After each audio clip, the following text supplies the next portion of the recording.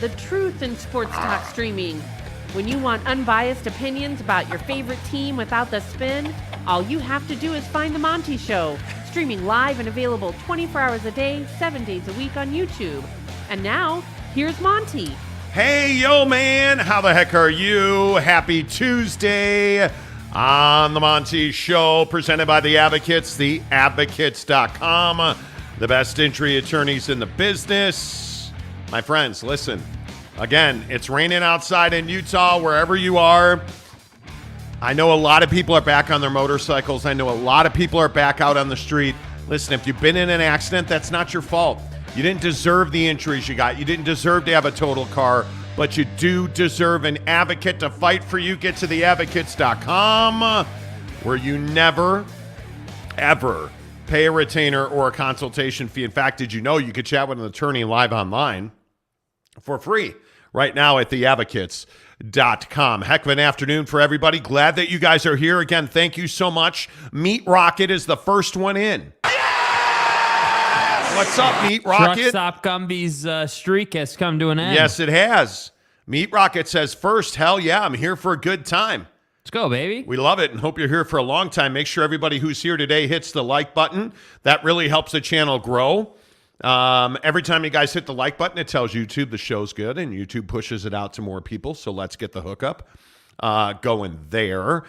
Today, I feel like this is a bit of a curveball. I mean, I know that usually it's, you know, we're into as the Pac-12 turns at this point, but the Pac-12 is not really turning this week. Oh, what are you talking about, man? It has been we've gone into a very quiet period. Otherwise known as the darkness. DEFCON 96.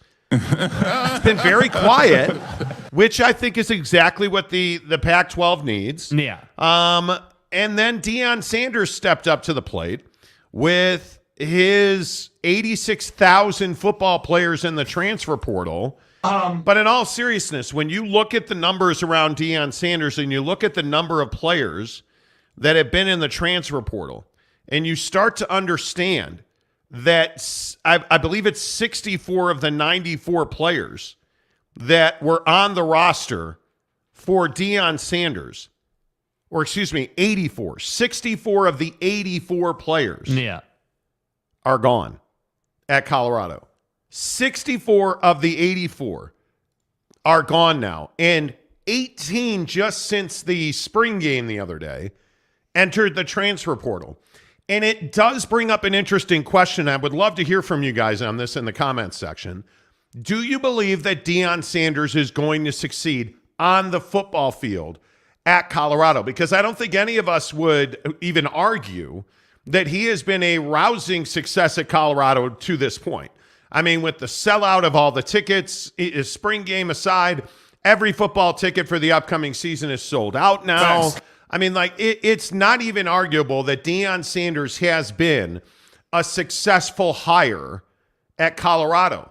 But will they win games? Because ultimately, if Colorado does not win games, I don't know what the point of having Deion there is. Because if you're going to be the same old 1-11 Colorado Buffaloes that you were last year, and really the mediocre team that you have been for 10 to 15 years, Jake, I don't know what the point of going through all of this with Deion was. Yeah, I mean, that's obviously why he was brought in, to make you better in so many different areas, whether it's on the football field or in your, in your branding, if you will, or changing the image of the school, getting educational standards lowered a little bit so that more athletes can come into the university and make an impact. Like, there are a lot of reasons to like Prime, but yeah, ultimately it's all for naught if you can't win football games. And I think, there's been a lot of speculation. We've even had meltdowns on this show about how many games Prime is going to win in year one. And I think that's what everybody kind of is looking forward to and trying to figure out, like, is this guy going to be bowl eligible? Is it going to be a 2-win season? Like,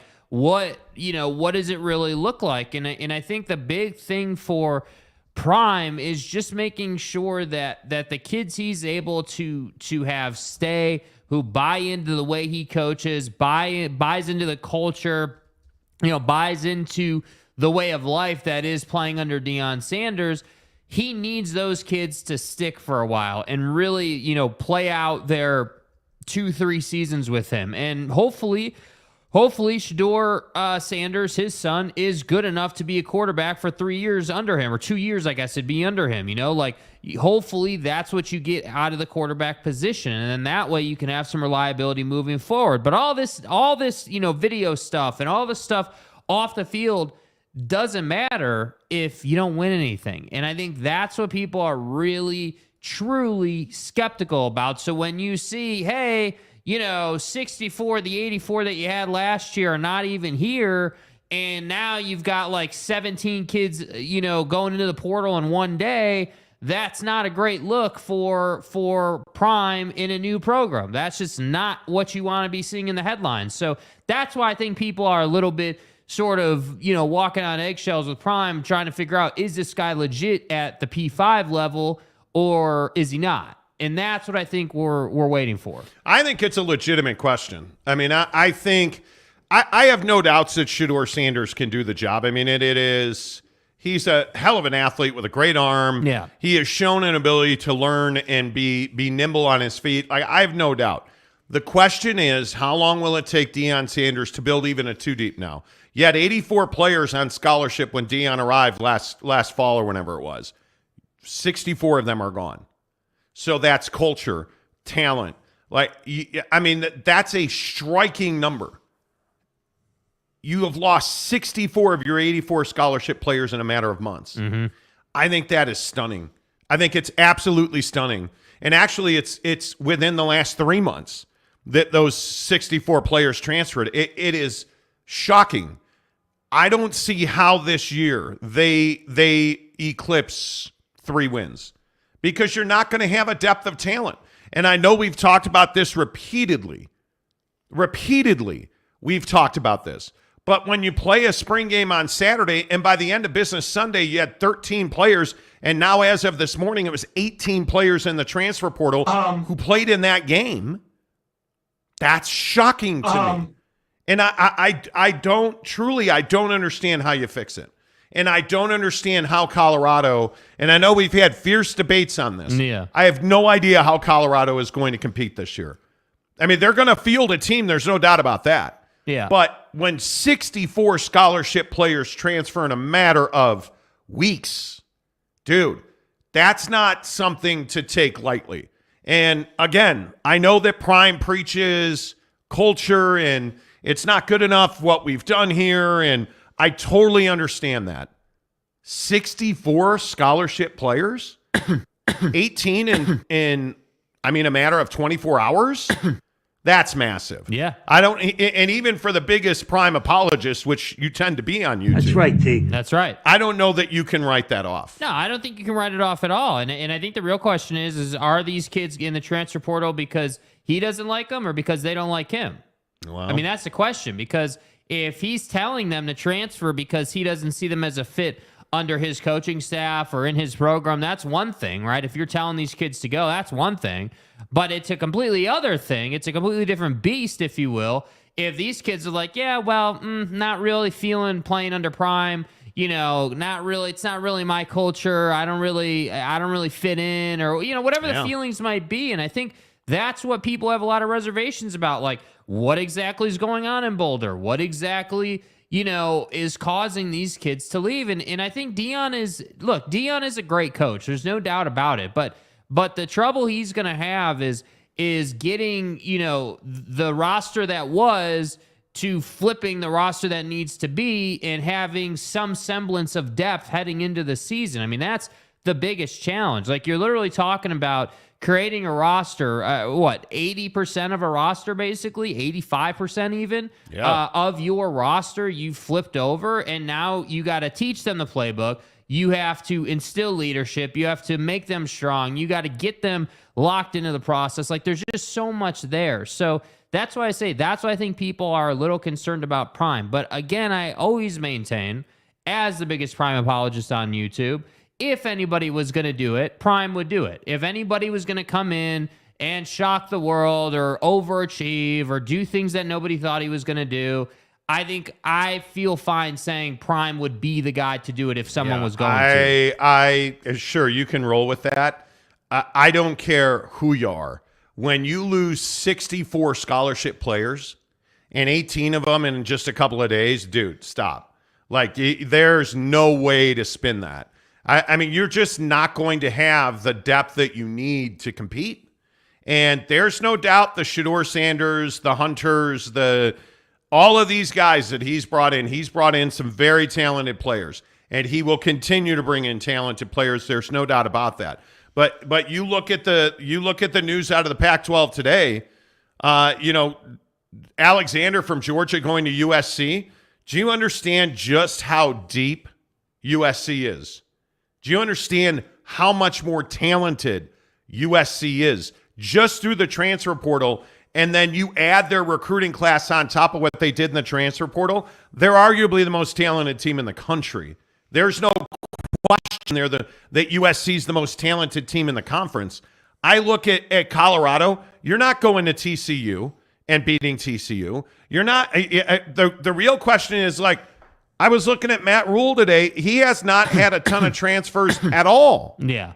Because I think one of the things that you have to recognize is you can't just come in and we're going to do it my way. Okay, that's cool. Let's do it your way. But let's keep some players around to get their ass kicked for a couple of months, in October and November, and then we can continue to do it your way. Because when you let all of those kids walk out the door, again, there's just no way to spin this idea that you're not talented enough. This is no longer, this is no longer Jackson State. You just don't have the talent to put on the field. Football is a meat grinder, dude. It is an absolute ass kicking. You need probably 150 kids just to get through the days. You're not going to have that at Colorado this year. You are going to have, I guarantee you, mark it down on April 25th. Oh, injuries were a real problem in my first year at Colorado. Yeah. Mark it down. Because when you have this flat of a two deep, and I mean straight line across, where there are only probably how many kids that are special at Colorado? 5 now? Maybe 7?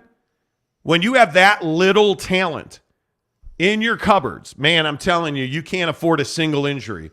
And football hurts, and it's going to happen. And the excuses are going to become part of this now. And I don't know. I'm not trying to be like a naysayer, but you look at their schedule again. Here's their schedule, and you find me 3 wins when you don't even have a complete two deep.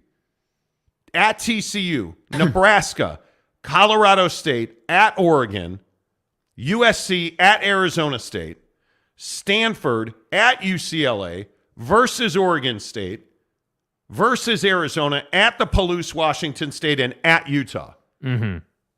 I mean, on that schedule, TCU, Oregon, SC, UCLA, Oregon State, I'll even throw Arizona and Utah in there. Utah, without a doubt, is one of the most talented teams. I think they're top 3 teams in this conference.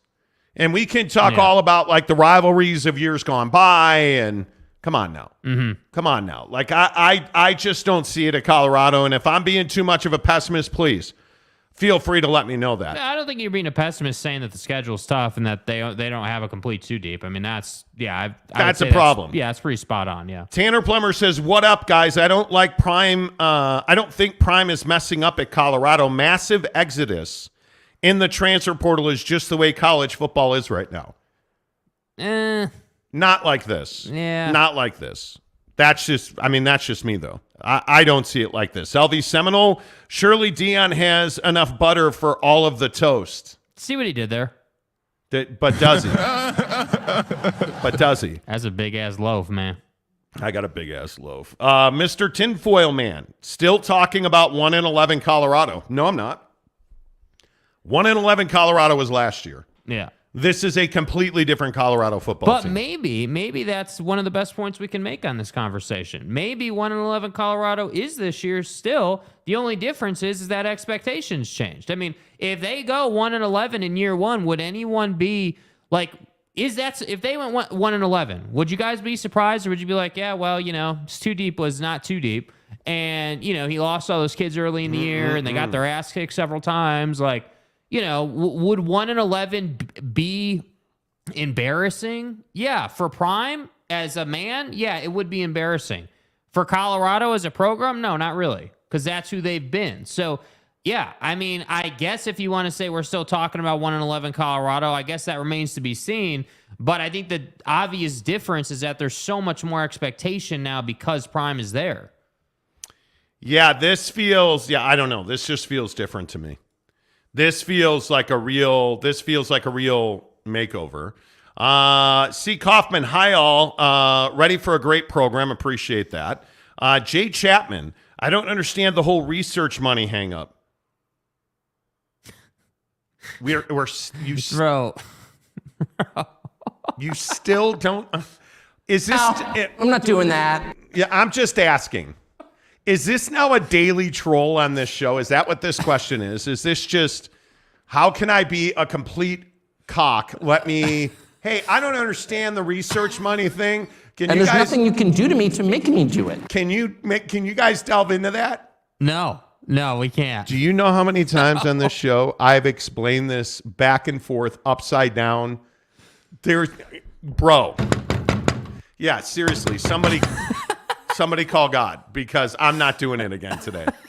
I'm not after the absolute meltdown that we had on yesterday's program and in the members only Instagram chat about Tucker Carlson, we need to save some energy on the educational money portion because people get pissed about that conversation. I didn't really understand the Tucker Carlson meltdown yesterday. Yeah, I don't get it.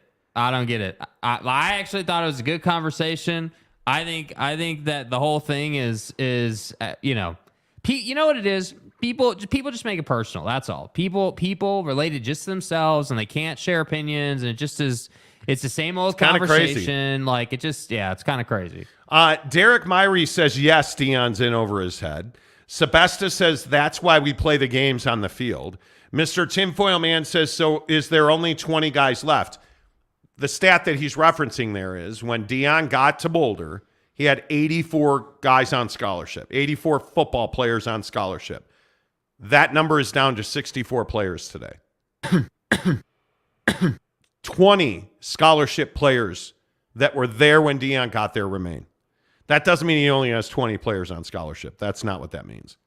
So we'll see, Jay Chapman says, in general, silence comes from massive noise.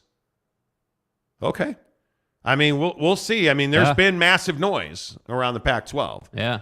There's no doubt about that. Robert Moffitt, a member of the program, burning a roster to rebuild it. You either are a genius or an idiot based upon results. Dude, that's spot on, bro. My guy, Robert, you're not wrong. And that's how I look at it. I swear TV. Okay. Depends on the guys he's about to announce he has committed. He had over 30 transfers visit at the spring game. He did, and I'm still waiting. Saul Goodman, not by the looks of it. Okay. J.K. Marshall, dudes, give Sanders a few years. He inherited a legit dumpster fire. Well, what fun would that be? If you're Deion Sanders, do you get a few years with the expectations the way they are? I mean, I don't know. Do you? I mean, certainly in year one, you have to be better than 1-11. I mean, I think certainly you have to be. I think year one, your minimum expectation is 4 wins. I think you gotta win a quarter of your schedule, or 4 games. Like that's like, I don't know. I just feel like 4 is the number. Like 1-11 is completely just unacceptable. Yeah. 2 feels like you had a letdown. 3 is like meh. But at least if you won 4 games, you're like, all right, yeah, we won 4 games, and the rest of the schedule was a Pac-12, which kicked our ass like every week. Yeah. Provo Cougar fan, don't know how successful he will be, but he can't be any worse. No, he could go winless. Not to rain on your parade. Renee Roca, he could pull an Art Briles. Okay, settle down. Let's not get crazy. Let's see, Blazed Bunny. LOL, mediocre team is being really nice. I would agree. Ron McClure, ASU rebuilding. It has full 85 now. Dillingham's done a nice job. I'll give him. And I think all 85 of those scholarship players are quarterbacks. I could be wrong. Dilly. I could be wrong. So many quarterbacks too. Dude, ASU has got, everybody. Every former Notre Dame quarterback and BYU quarterback ever is on scholarship at Arizona State. Yeah. It's fine. Jay Chapman says he's running off players from a 1-11 team. I don't think they're losing much. Right, but you still need players.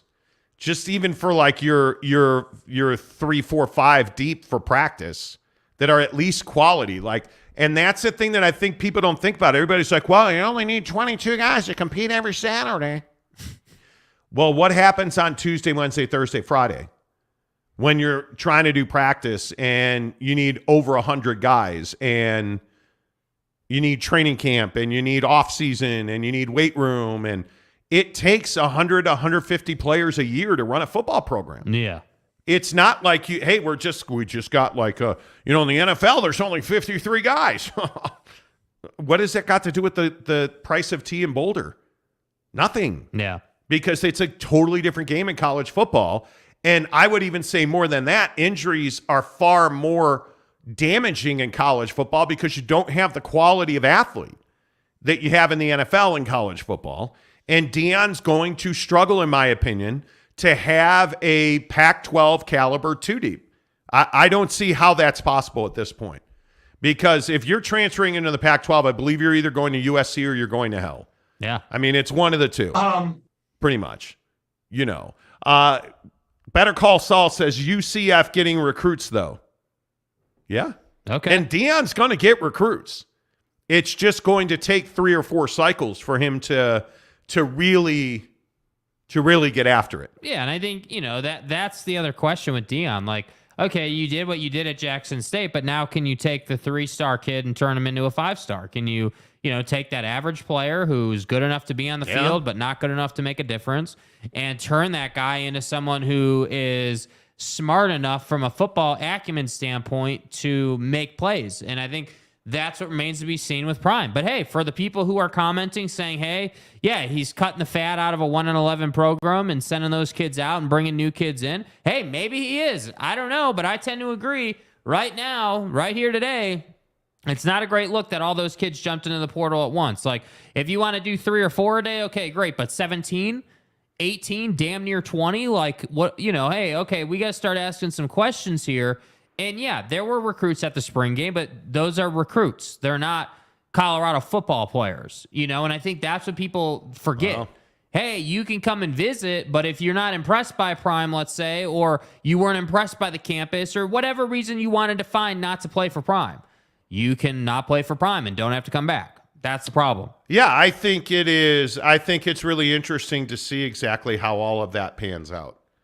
And I know that's just our opinions we're throwing out there. Like, I think, we'll see. I think it's going to be incredibly interesting.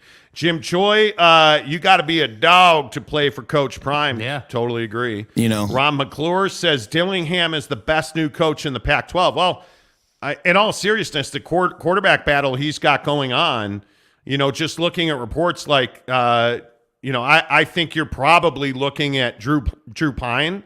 Rashada I think he's your long-term guy. I think Drew Pine is a guy that's probably going to get you through year one. But it's going to be interesting to see, like Clayton Smith's a really interesting player on the edge. Everybody's been raving about him. It's going to be interesting to see what they look like. And by the way, I would not sleep on Arizona. I still maintain that Arizona is a really bad MFer in the Pac-12. Like, they are not going to be easy to deal with. Facts. I think Jaden Delora is going to be a heck of a lot better at Arizona this year than he was last year, just knowing the system. And I think when you look at, the way that guys like Justin Flo and Bill Norton from Georgia, like, going to Arizona, like, they're going to be better. And I'm telling you now, this conference, and I know how maligned it is with the TV deal. Yes. But you look at the top of this conference, USC, Oregon, Utah. I think it's going to be that next cut of teams. The Oregon States of last year are going to be, there's going to be a plethora of those. Yeah. And I am curious, by the way, how DJ Uiagalelei does at Oregon State. Like, I'm curious what they look like. I'm really curious what Dillingham and Arizona State look like, and how much better Arizona is. And by the way, what's UCLA going to be this year? They're going through massive change in Westwood. Like, I think this is going to be one of the most intriguing conferences, and I just don't think Deion Sanders and Colorado are going to be a factor in once you run their schedule. And again, I'm not trying to be, Danny Downer or anything. Right. But, dude, you look at the schedules around the conference. With all due respect. I don't know that many have a more difficult schedule than Colorado. Yeah.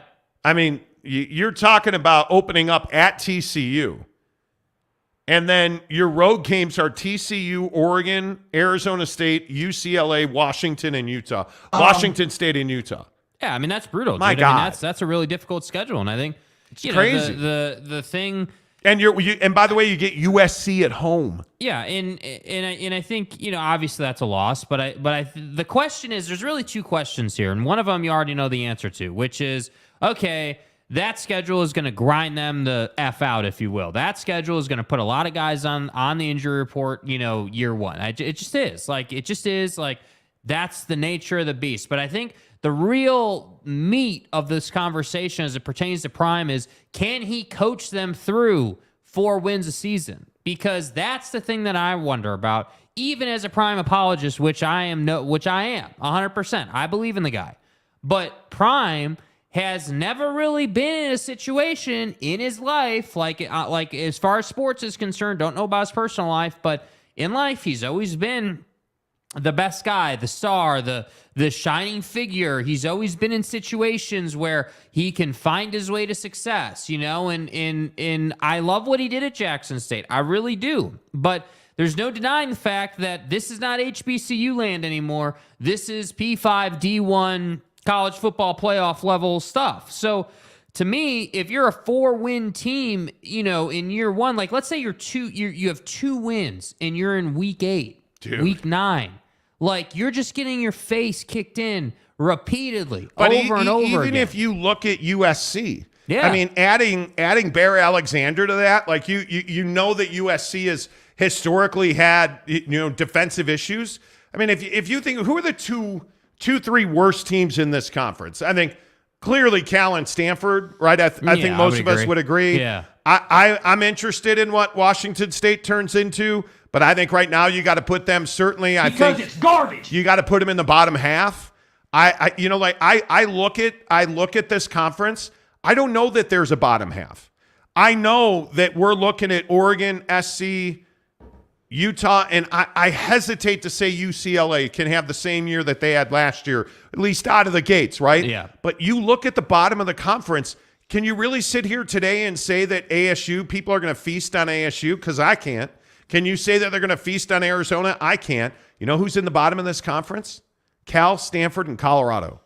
And I think that's going to be very interesting to see. How long is Deion Sanders down? How good is Deion Sanders actually at building a roster and building not a 2-deep and not a 3-deep, but a 4-deep at every major position on the football field? Yeah. And where will his positions of weakness be? Is he a guy that's going to struggle to recruit offensive line? Maybe that's him. Is he a guy that'll struggle at linebacker? Maybe that's him. I don't know. But we don't know who Deion Sanders is as a major program football coach. And we're about to find out. Because when you turn over this much talent, you don't have 44 of the top guys in the country playing on your football team. Yeah. Right? If we think about what is a 2-deep, what does a 2-deep truly represent?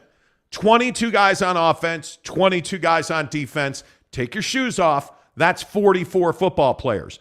Deion Sanders doesn't have, and I don't know how he would, right? He doesn't have 44 Division I football players on that roster right now. Yeah. 64 of the 84 scholarship players that were there when Deion got there are no longer there. Pack your shit. Let's go. Like, it's simple math. This is not garbage in, garbage out.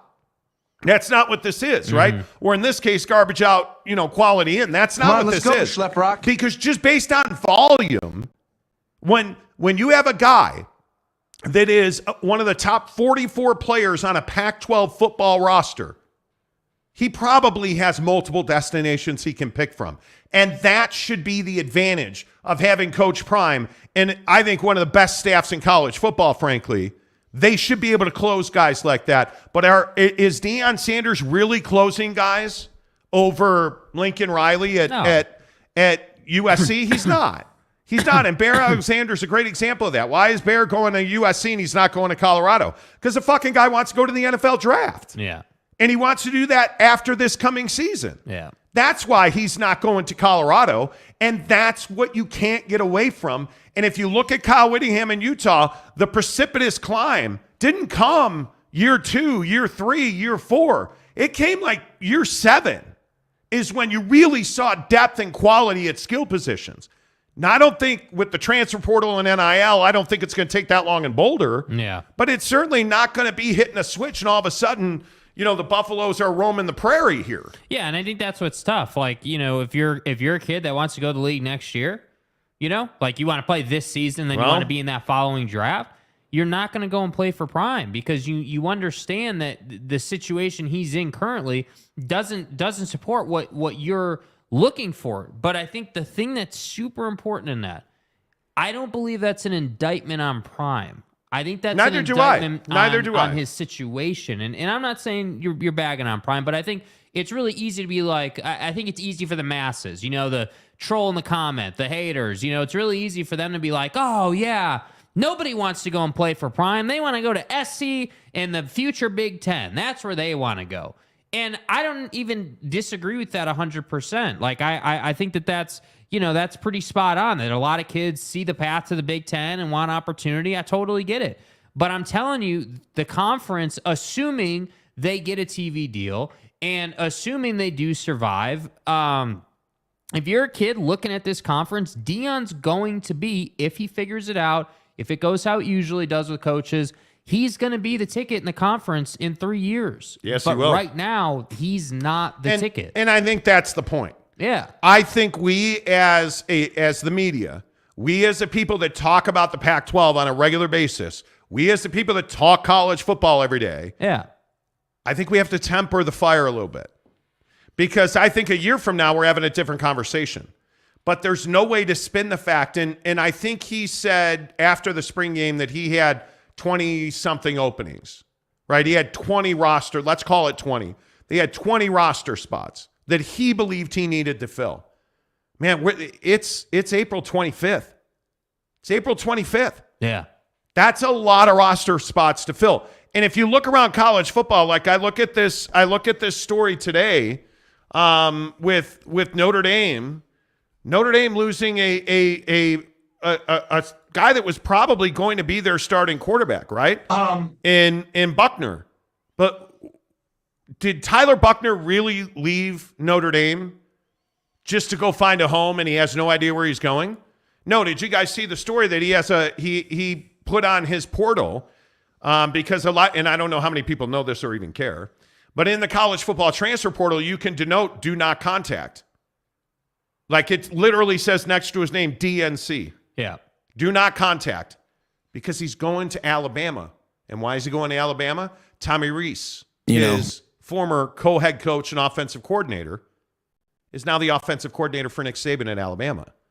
So, and I bring this up today because that's generally how the transfer portal, in my opinion, and really a lot of people's opinion, kids are going to get into the transfer portal after they have a destination already.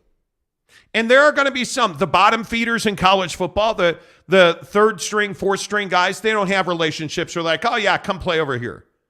I guarantee you Tyler Buckner's like, yep, I have a Tommy Rees, we've talked, like, yeah, has to be. But notice he didn't say, well, I want to go play for Coach Prime. I want to go, hey, I'm Bear Alexander, defensive tackle from Georgia. I want to go play for Coach Prime. No doubt about it, NFL guy. So I'm just saying, like, I just think we have to come down a little bit on Deion Sanders. Mm-hmm. Let him build. That's what I'm saying. Derek Myrie says he will be fine equals 8-4 this year. He will not be 8-4 this year. No, there's no way, dude. If Deion Sanders is 8-4, I don't know what I'll do. I'll drink more. I'll drink more Bucked Up, the official energy drink of the Monty Show, right here. If they go 8-4, because I have no idea on what football planet would Deion Sanders take this group of hooligans right? This group of ragtag football players who are all coming together, right? How on earth is he going to take a group of strangers, put them together, and win 8 games in the Pac-12? And by the way, when you're non-con schedule, dude. And this is kind of my point, right? Yeah. This is kind of my point. Okay, so your Colorado and your non-conference schedule is TCU on the road, Nebraska with Matt Rule as the new head coach, in Colorado State. Okay, hell, I'll give you Colorado State. Where are you gonna get 7 more wins?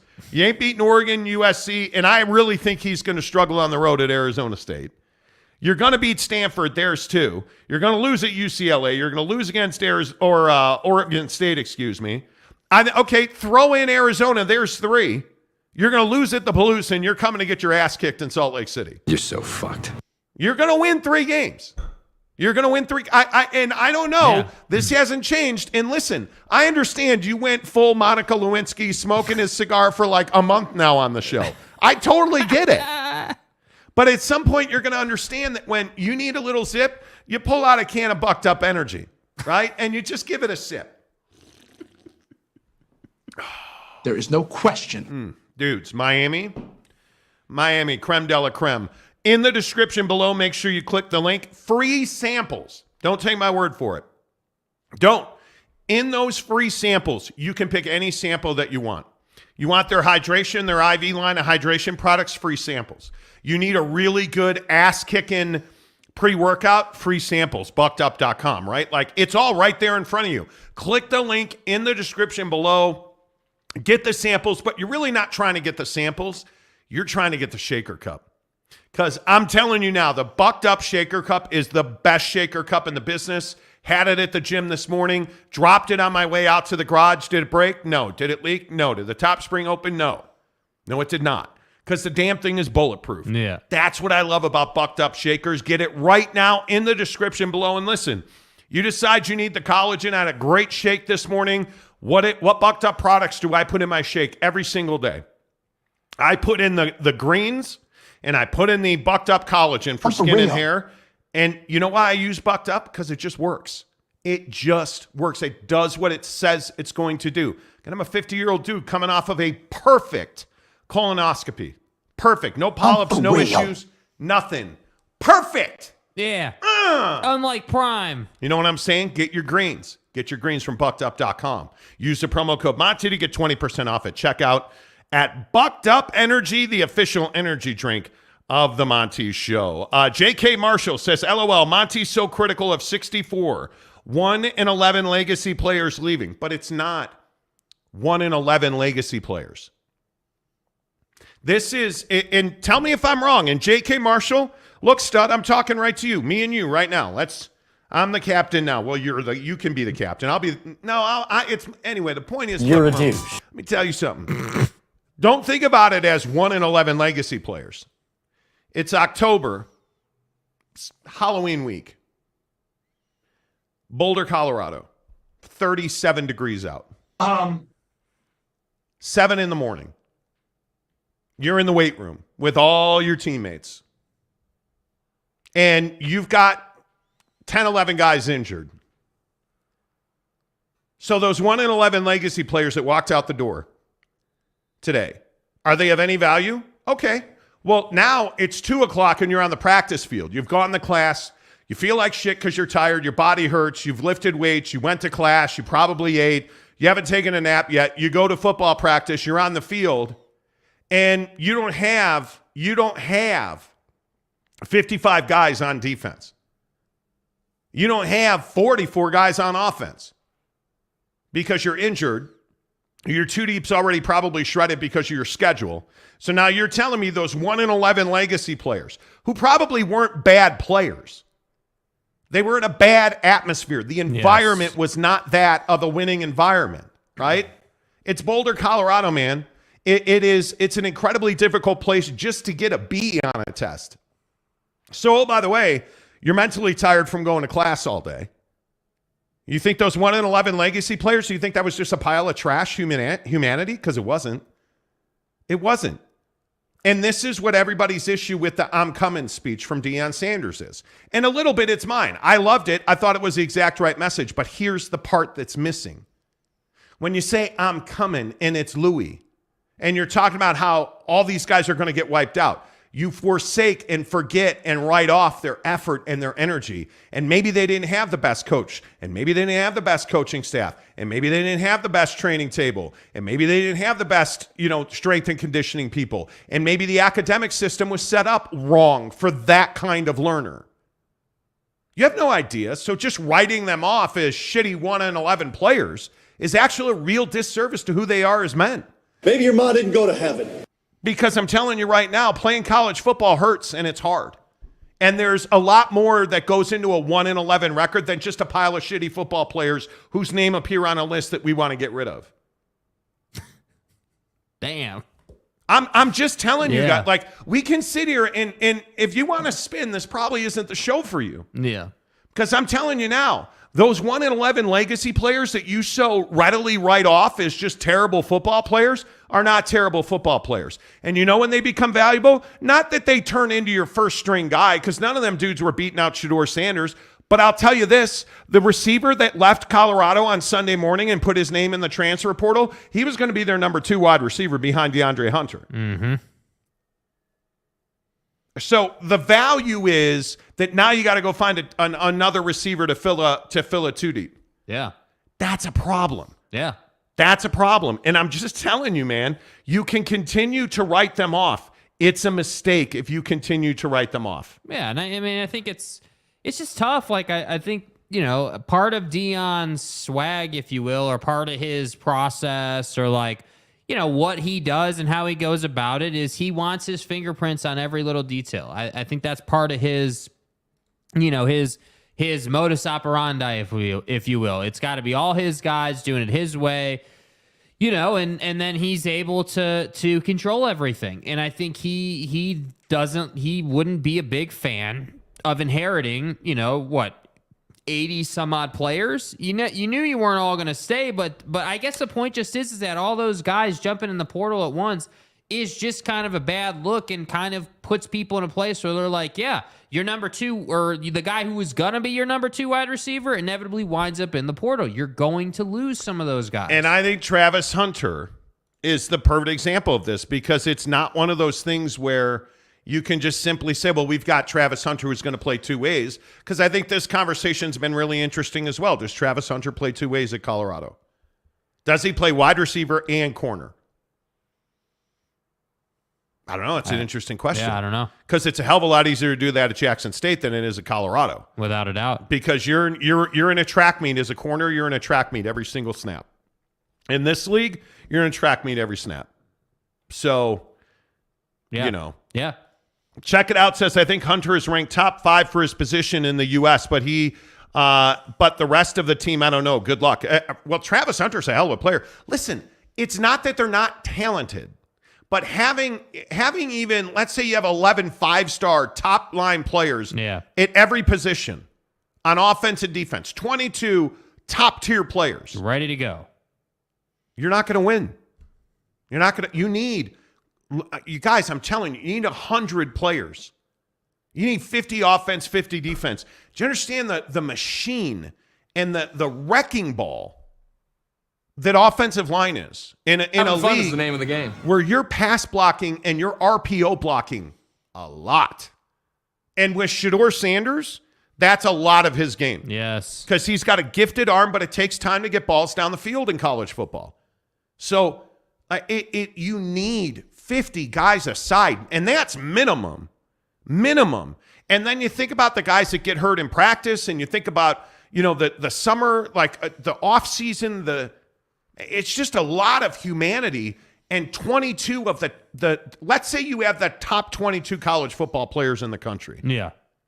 1 through 22 on your defense and offense, you're still not going to compete for a national championship. I'm a man.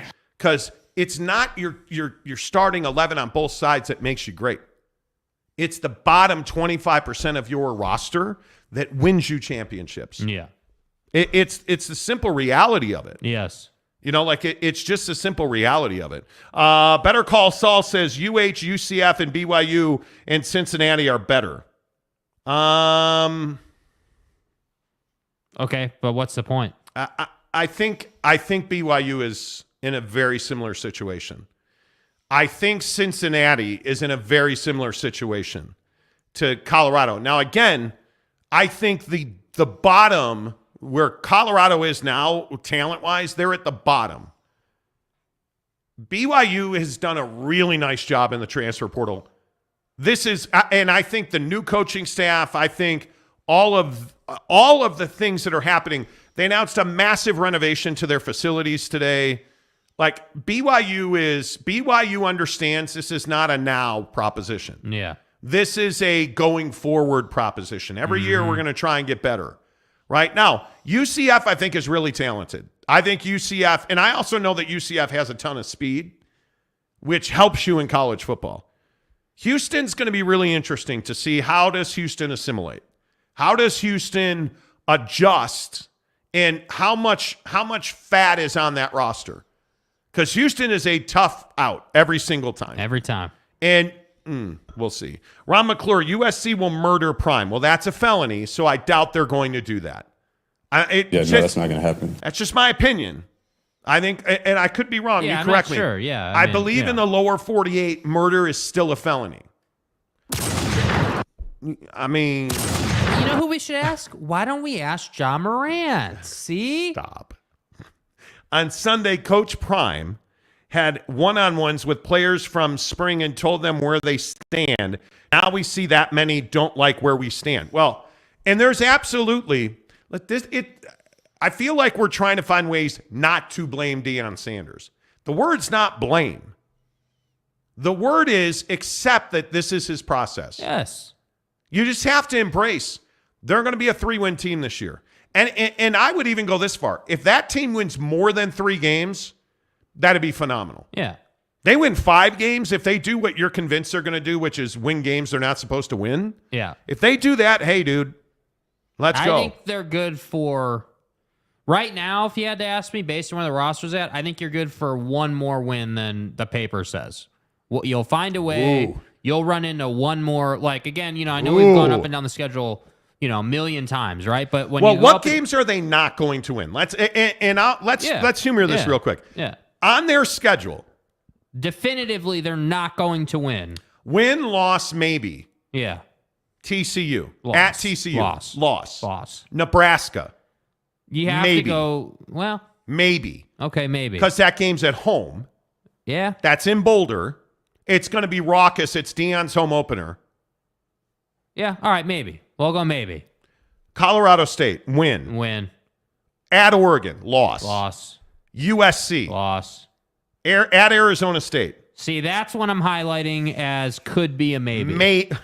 That's one. Look, it's a loss right now. But it could potentially be massaged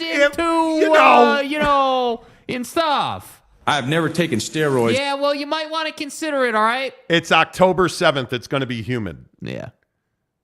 And I would guess that's a primetime game. Yeah. That's a loss. Stanford win. At UCLA. That's a maybe, depending on UCLA. That's a maybe, dude. So you're not a Chip Kelly fan? Never been a Chip Kelly fan. Okay, I'll give you a maybe. Oregon State at home. In Boulder, maybe. Maybe. DJ Uiagalelei. Yeah. Arizona at home. Maybe. See, I like that as a win, but no, you're high in Arizona. All right, there's 2. There's 2 wins. 2. Yeah.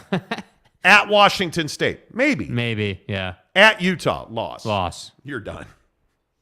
That's 4. So if they get their maybes, that's 4. That's 4 with 2 maybes. I mean, that's what I'm saying. Like, and listen, maybe, and when I say maybe, I mean, listen, maybe the Buffalo will run out onto the field. And, hey, if he shits in the quarterback's face mask, there's nothing we could have done about that.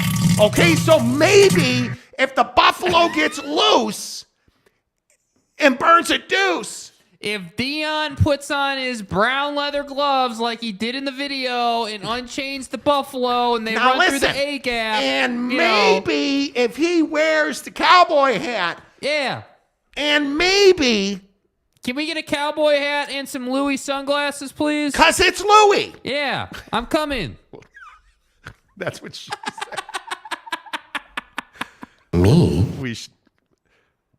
We should probably, James McKenzie. Prime will go 10-2 this year, then 40-20 with the baseball team.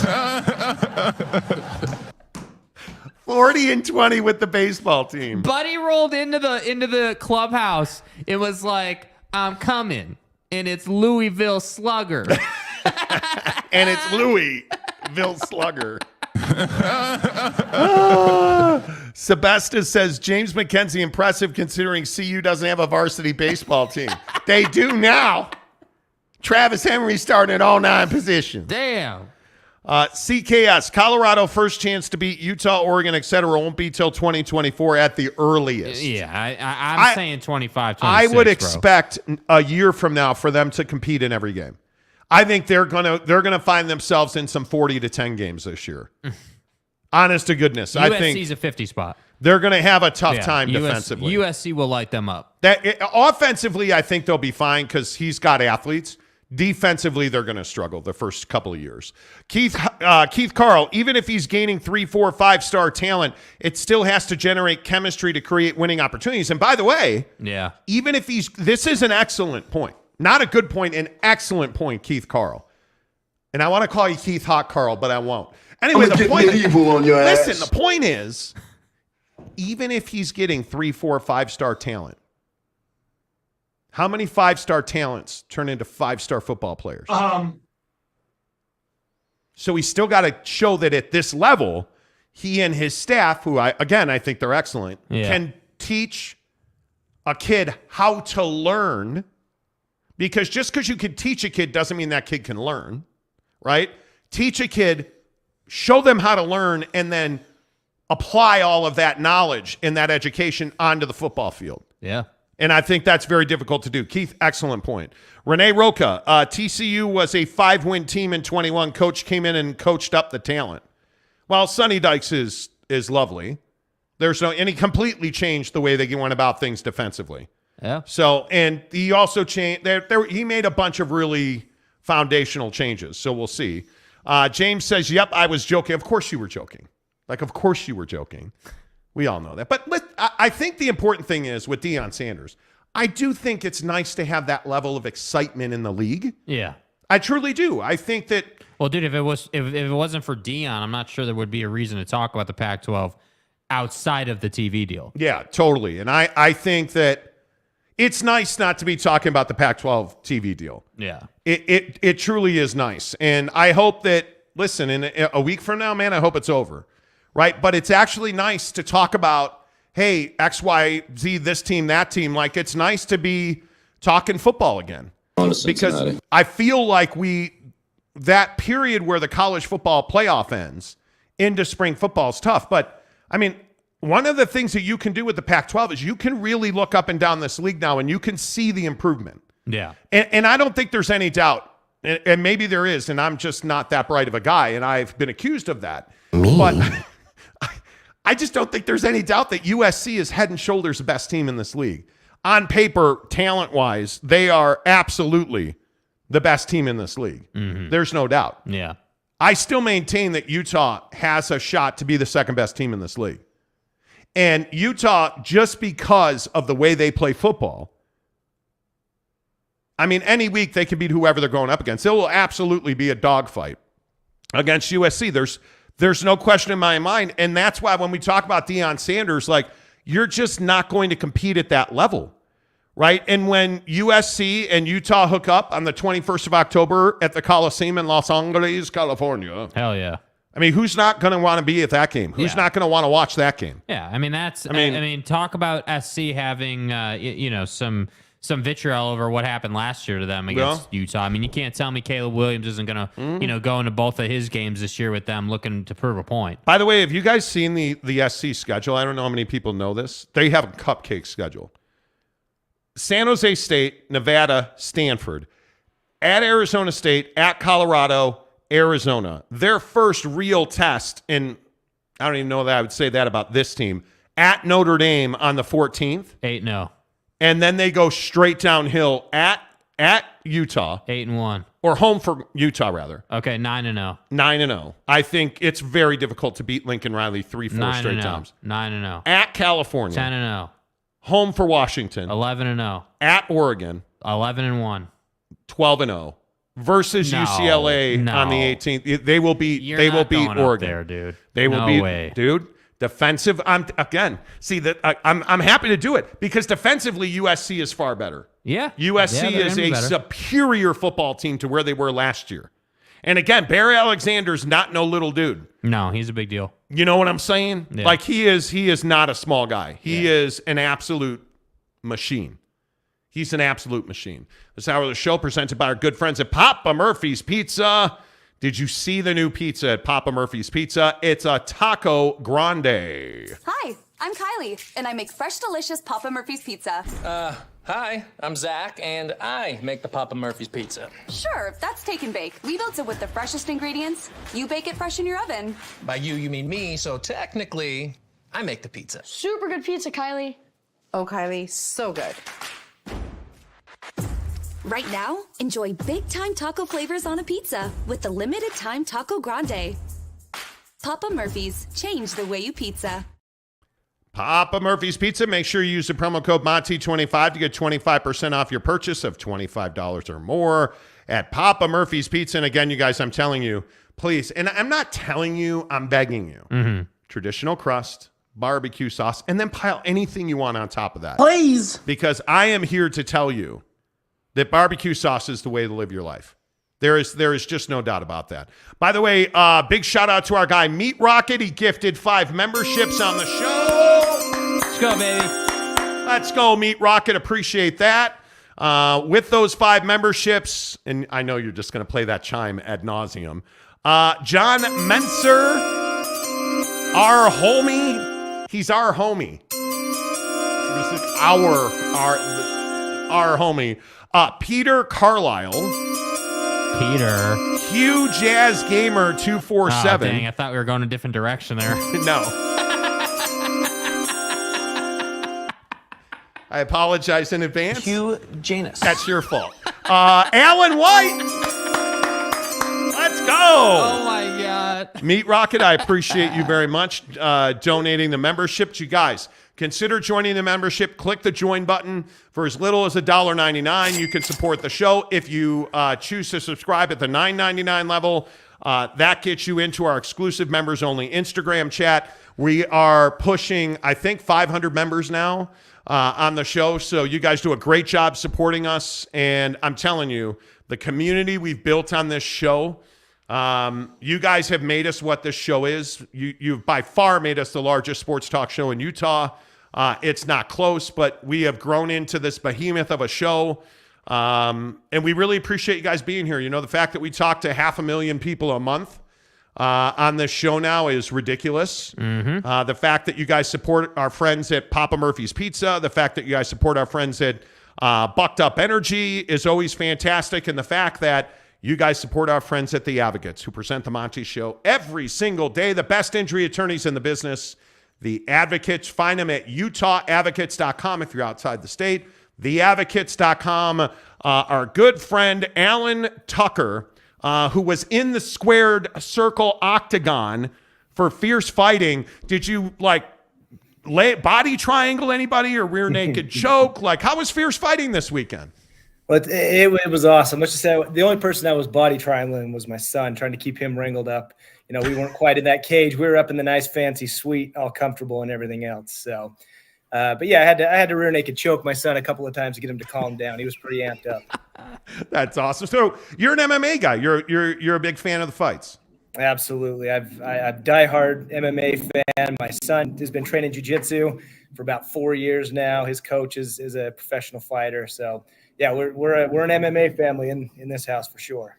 Wow. Awesome, man. I think one of the things that people don't recognize about MMA is in every one of those, you have to be in phenomenal shape to even compete at fierce fight. I think fierce fighting is fantastic. By the way, if you guys have not been to Fierce Fighting at Maverick Center, you should absolutely come out. It's a great show. Like Alan's talking about, bring your kids. Like, it is a lot of fun to come to Fierce Fighting.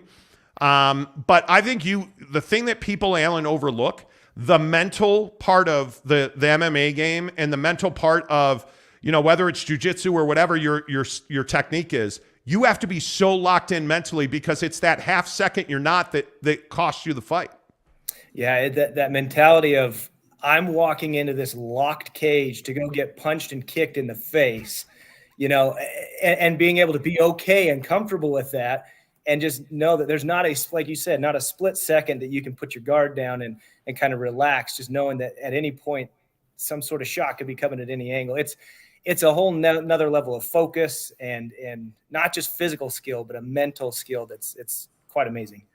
And I think that's what intrigues me about it. And I say this about boxing as well, although I grew up in the golden era of boxing and I've kind of fallen away from it. As a fight fan, I am far more of a UFC guy. But I think it's just that ability that you talked about.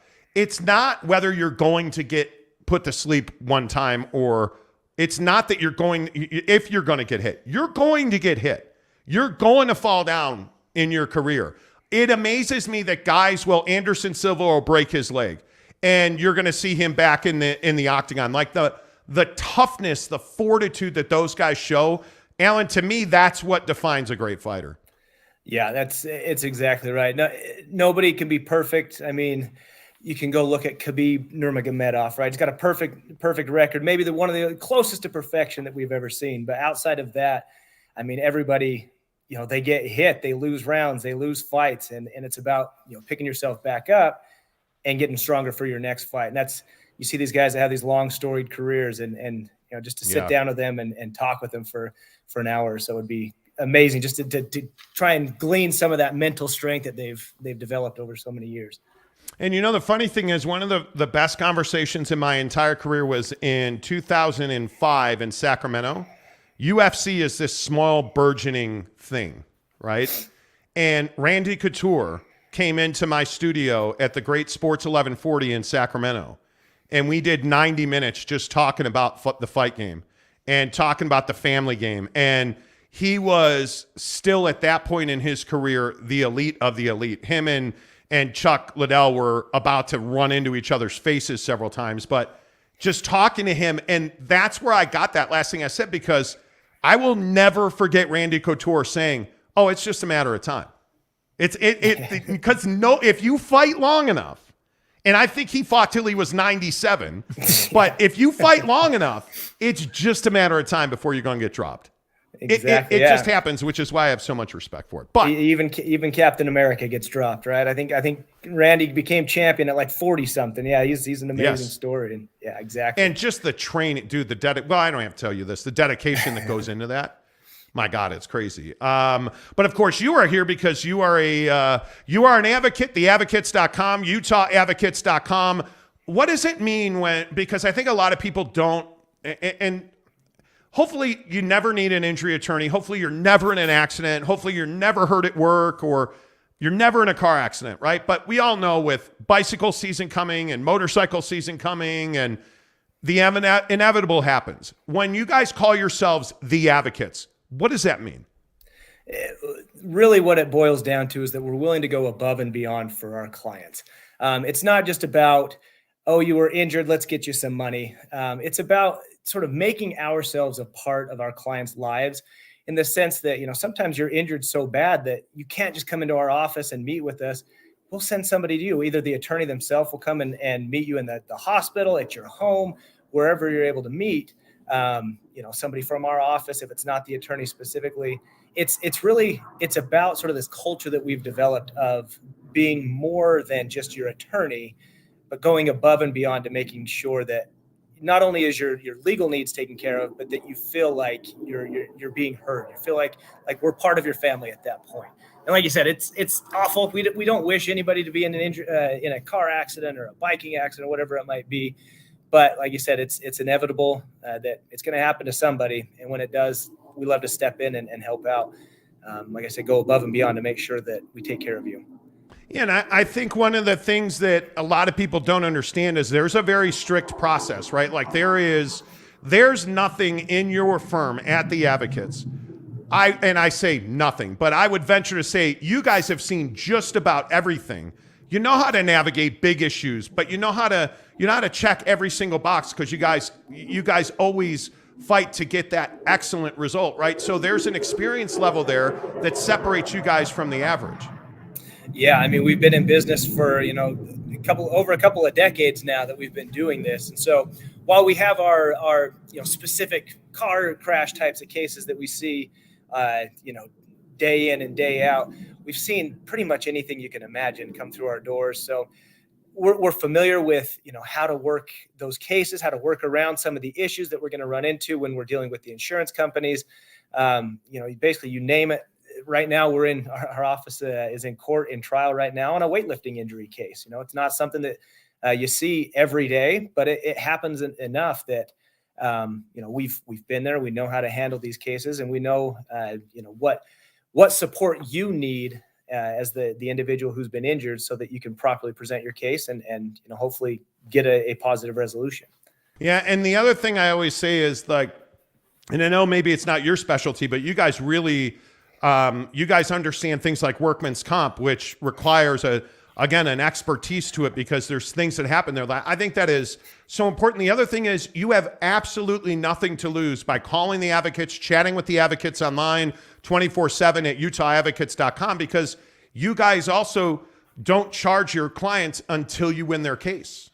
Exactly. Our fee agreement is not at all. Most attorneys, when you're dealing with them, you make a phone call to them and they're billing you on a 6-minute increment. They're tracking every little phone call they have with you. With us, it's different. We don't get paid unless we get a positive outcome for you. Our fee is entirely contingent. And like you said, we're available 24/7, whether that's through the chat function on our website, or I just saw on one of our social media posts that we had an attorney on vacation out in Florida. And his wife took a video saying, hey, when the advocates say that they'll take your phone call at any time, any place, they mean it, because her husband, one of our attorneys, Mark Stewart, probably familiar with him, was out on vacation taking phone calls while he was at dinner with before his wife has another baby. They were out. So when we say that we'll take your call at any time, at any place, we mean it. That's what we do. That's accidents don't happen just from 9 to 5. They happen at any time. And we're there to assess your needs and help you out whenever you need us to. Absolutely. Find him at UtahAdvocates.com. Alan, always good to see you, my friend. Thanks for stopping by. Yep, appreciate it. Thanks, you guys. There you go. Alan Tucker with the Advocates. You guys, I cannot tell you enough. When you get in an accident, and I know we just talked about it, but people are taking their scooters out right now. Your motorcycles are back out. Your bicycles are back out. There's people training for their triathlons on the streets. I'm telling you, please be careful.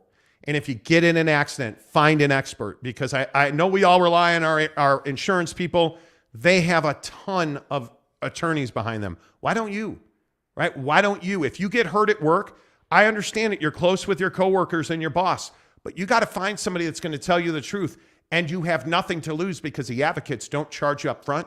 You don't pay until they win your case at theadvocates.com, UtahAdvocates.com. Hour number 2 of the show. Monty Makes You Money coming up here in about 25 minutes, because we've got big NBA games coming up. Jeremy Callahan says, great point, Monty. Always. Hey, Monty. We should everybody just go ahead and put that in the comments after you hit the like button. That's what it is. Great point, Monty. I think it's funny that we meet people in person and they're like, hey, Monty. Hey, like Monty. they say it to me like that. They're like, hey, Monty. I appreciate you guys for doing that, because it's fun to meet you guys in person. And yes, we love seeing you guys. Talking Deion Sanders, Colorado. There's absolutely no update on as the Pac-12 turns, by the way. Holy cow. Which is nice. Whoa. Which it is nice not to leave. I guess I'll have to figure something out. Yeah, I don't know what we're going to talk about. I don't know, man. All right. Thanks for coming. Yeah. Like, what do rough. you even talk about as the Pac-12 turns? I'm not sure I'm going to be able to work under these conditions, man. But I will say there was a raging debate on our YouTube channel overnight and into this morning about the merits and the ability of Apple TV to service clients. Right. I think that's a really interesting question. Can Apple TV do the job? Like, there was an argument about, well, it's baked into iPhones. You guys are idiots and don't know how to use your iPhone. And another guy piped in and was like, it's not on my iPhone because Apple TV is not baked into your iPhone. And I guess it technically is. It's in the background. You have to go looking for it. So if you don't know it's there, you don't know it's there. Well, yeah, and then so I'm a big believer, like when you get a new phone, you want to delete all the stuff off of it that you know you're never going to use. And inevitably, Apple TV was on that list, so it's not on my phone, although it does come preloaded on your phone. So, yeah. I totally agree. I think it's one of those things where you just have to, you guys, I think you have to do what's best in your, and the word is, I think we created a word yesterday. Really? Your entertainment ecosystem. I think we did. Yeah. Right? If Apple TV is already in your entertainment ecosystem, hey, cheer loudly for the Pac-12 and Apple TV, because if it is Apple TV, I think they're going to be all in. Number one, I think they're going to be all in. And number two, I think it's going to be a lot of money. If it's Apple TV and the Pac-12, I think it's going to be a lot of money, and I think they're going to be all in. Yeah. But you know what? I think, Jake, your generation, I think, is incredibly important. Like, how do you, as a guy, like, where does your entertainment come from? Like, what does your entertainment ecosystem look like? Yeah. I think that on, like, for my entertainment, I would be much more of a phone guy if this show didn't exist. Like, what I mean by that is, like, if we didn't do the show and I was just kind of a sports fan, I feel like I would be much more of just a streamer. I would have YouTube TV.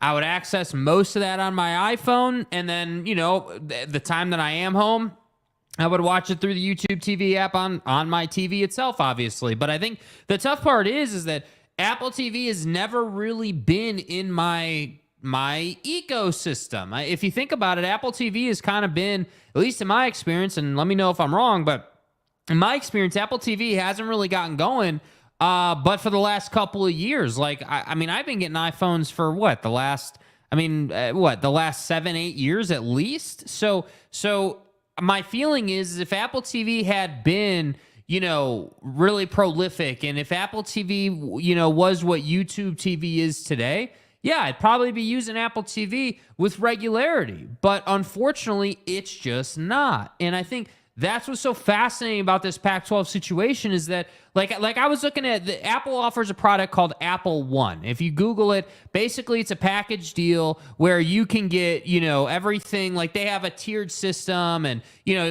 every single tier offers Apple TV Plus, but then, other tiers, you get the music portion and you get the workout portion and you get all these different things depending on how much you want to pay per month. But the pricing was like $9 and $17 and $32 a month. And you know how it goes. It's just like anything else. But what I thought was really interesting is, like, Apple TV wasn't really, prioritized. Like, it was just kind of, we're going to throw it into every single tier, because the fact of the matter is, like we talked about on yesterday's show, Grum, they don't have enough viewership that's committed on Apple TV on a weekly, week by week basis. So what they're having to do is they're having to work with T-Mobile. They're having to throw it into Apple One. They're having to they're giving it the Oprah treatment. Hey, you get Apple TV and you get Apple TV and you get Apple TV, because there's not a lot of demand for it. So if Apple TV was to do a deal with the Pac-12, I tend to agree. It would be a lot of money. It would be, all in. The problem is what do we know? We know that the presidents in the Pac-12 don't prioritize streaming. We know that they would never do a deal for Tier 1 TV rights that is all streaming. We know that that's just not the reality of the situation. So that's why I say, ultimately, like, Apple TV is a nice little product. It is. And I'm sure that MLS is going to grow. It's going to take time, but MLS will grow on Apple TV. I just think for the Pac-12, it's not, like, it'll never be a Tier 1 opportunity for the Pac-12, in my opinion. Wow. What you said to start that little diatribe while I was tinkling. I was floating for a minute. I think what's really interesting about that is that when you look at Apple TV, if we were not in the business, it'd be a lot easier. Yeah. But we're in the business, so I think we have are we smarter than you? No. But we have a higher experience level with YouTube TV. We have a higher experience level with all of these different tiers, the Amazon Primes or, whoever you want to point to.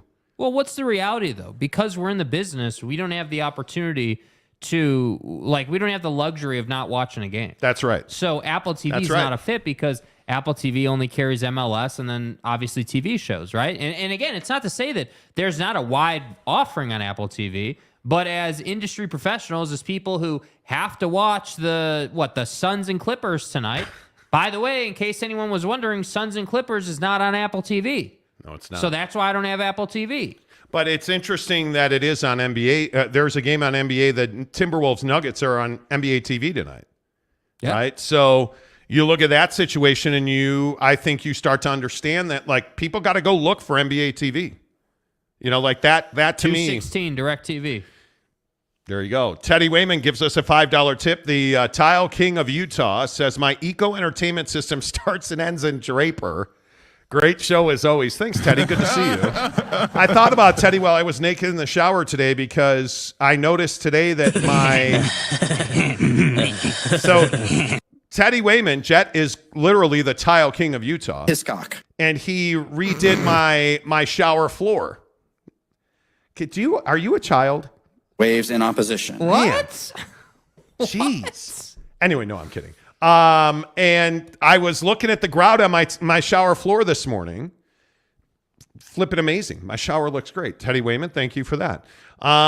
Stutters says Monty was gone 3 minutes too long. Ooh. Is he taking a shot at you, Jake? I have no idea. I don't know either. Better Call Saul says West Coasters don't, not even when USC wins. Okay. What do you guys make, by the way, real quick? I want to throw in this TCU BYU thing. Yeah, throw it in. It's not a hot dog down the hallway, friend. Yes. Did you guys hear about this with TCU is trying to keep BYU fans from getting tickets to the TCU game at TCU?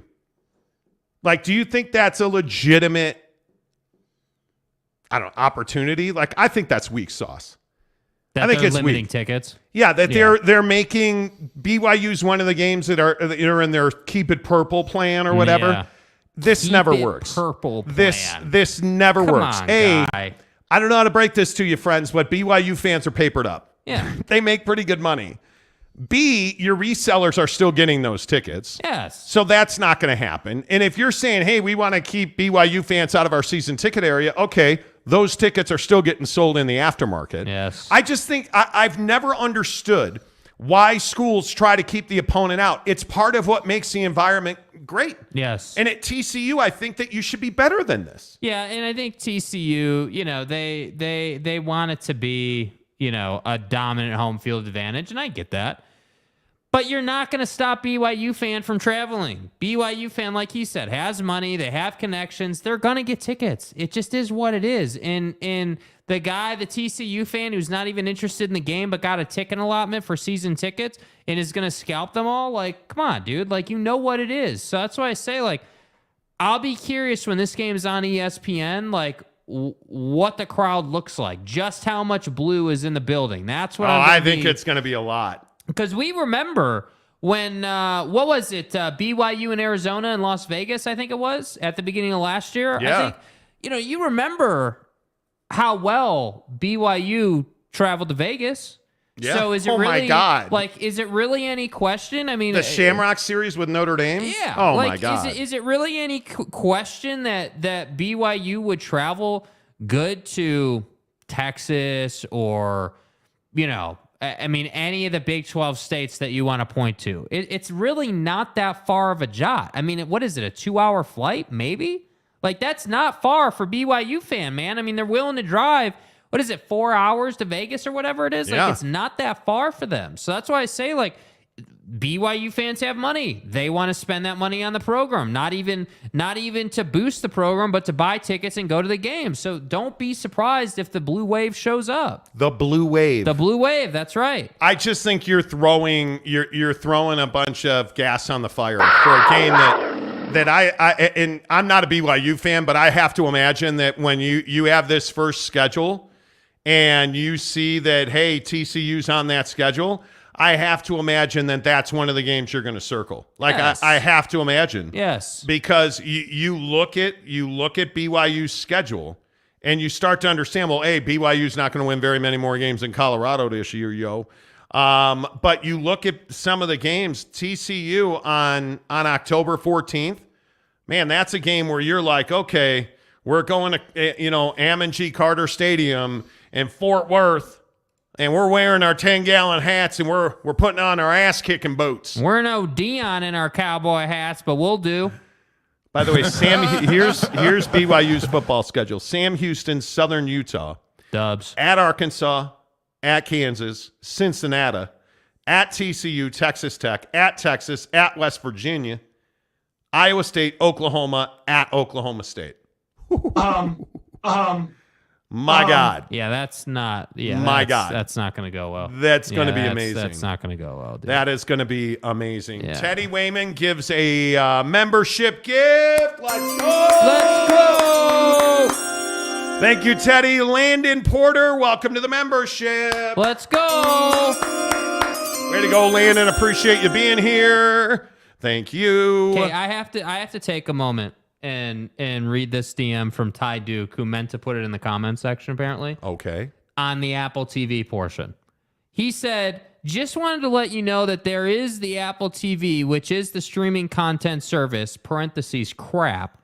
And then there is the Apple TV box itself, which allows you to use your cable provider's password and access the apps on the actual box like you would your phone. You may already know this, and if so sorry for the reset. Ain't no reset. Ain't no reset. I know how Apple TV works. I mean, is that the point of that, do you think? Yeah, I think so. And Ty, it's not personal, Ty Duke. I know how it works. I mean, the set-top box, and I just think it's an extra step. It's an extra effort. That's the issue. Like, it's just one of those things where you're just struggling to try and work it into, again, your ecosystem. Yeah. And when you're trying to work it into your ecosystem, it's like, dude, I don't. This is one of those deals where I just don't feel like Apple TV is easy for 9 out of 10 people. Mm-hmm. Because I think 9 out of 10 people still have to figure it out. Yes. Right? And again, let's get in the comments section on it. I don't know how you go about this, but it's just not something that, I don't think it's easy. No. It's not You YouTube have to go TV. out of your way. You have to go out of your way to get the Apple TV box, to get it all set up. And I don't necessarily disagree with Ty Duke. Once you've done that, I'm sure it's phenomenal. But that still does not cure the problem of, okay, once you have the box and you've got that all set up, now you got to log in all your apps again. And it's like, okay, why would I go and get the Apple TV box when I have a smart TV that has all the apps on it already? That's what I'm saying. Apple TV can't run from the lack of value they present to the consumer. That's the problem. Like, the reason we all have Amazon Prime Video is because I can get everything from Your Mom's Cookbook show to, Fast and Furious to John Wick to, whatever, Thursday Night Football. Like, it just is all encompassing no matter who you are. It's like, hey, whoever you are, you're here. That's not Apple TV's value proposition. And I don't want a set-top box. Yeah. I don't. I want an app on my phone, which Apple TV has. I don't know. It just feels clunky to me. That's all. It feels mechanical. Yeah, that's all. Hey, Mike Rayner, a new member of the show. Let me pull it out of here. Hang on. I'm a little behind the curve here. Hang on. Okay. All right. Hey. There we go, Mike. Appreciate you guys very much. Make sure you guys hit the like button, please. We're at about 2,000 views. We have 96 likes. We always like that. We always try to get to 200 likes a show. So we appreciate that. Thank you very much. Connor Johnson, Monty, I expected, but for Jake to think he needs a box. I don't think you need a box. From what I understand, you regularly get box now. That's every day. My point is with Apple TV, I just don't think Apple TV is easy. No. And it's not.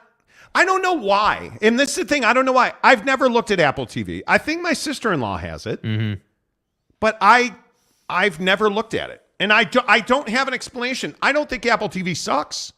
I don't think it's terrible. It's just, again, ecosystem. It's not in my ecosystem. What is? DirecTV Stream on my phone, YouTube TV TV Stream on my phone, YouTube, and Paramount through Amazon Prime Video. Because I have all those apps on my TV. Yeah. So I don't know, man. It's very interesting that Apple TV has just never found its way into my especially as an Apple guy. And I'm an Apple guy, but Apple TV's never found its way into my entertainment orifice. Yeah. You know. Delaric, I do not like Apple Overlord. My Prime Overlord disapproves. Well, there is that too. There is that. That's exactly what it is. And I'll be honest with you. You know why I haven't probably ever gone and looked? Because I think now that we're all really streaming clients, I have everything I need. Yeah. There's not a hole that I'm trying to fill in my entertainment ecosystem. Like I'm not out looking for MLB package. I have it already. I don't need NFL Sunday Ticket. I've got it already. So I'm not looking for new content. And if I am, it's probably entertainment, and I get all of that through Amazon Prime Video because, again, Mayor of Kingstown is on Paramount, Amazon Prime Video. Tulsa Kings, Amazon Prime Video. But here's the tough thing. I think the conversation for Apple is also that they got beat out by smart TVs. Because, again... I would agree with that. And I see all the comments talking about how you don't need the Apple TV box, but... Think of it this way. If Apple TV had come to market sooner, like 10 years ago, before smart TVs were really hot and popping, like before it was just industry standard. You know what they did? And you know the issue? They sucked. They didn't have anything. They didn't have. Yeah. And again, I don't know what they have now versus what they used to have. I just don't have a need for it. Yeah. And maybe I think to jump on your point there. Yeah. I just, it's outside of my vision at this point.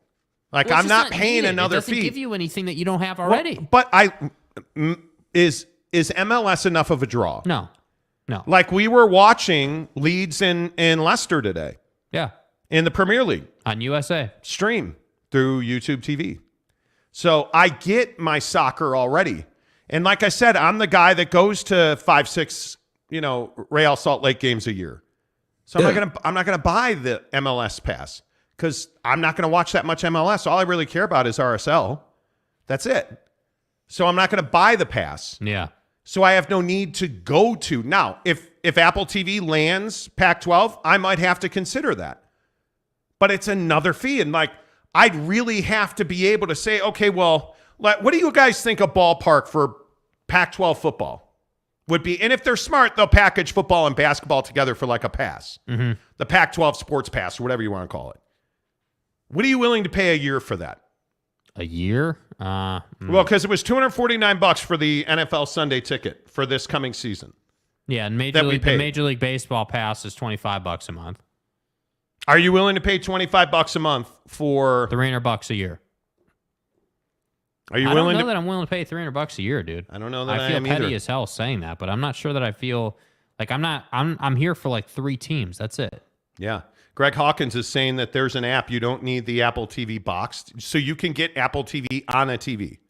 And I consider myself pretty tech savvy.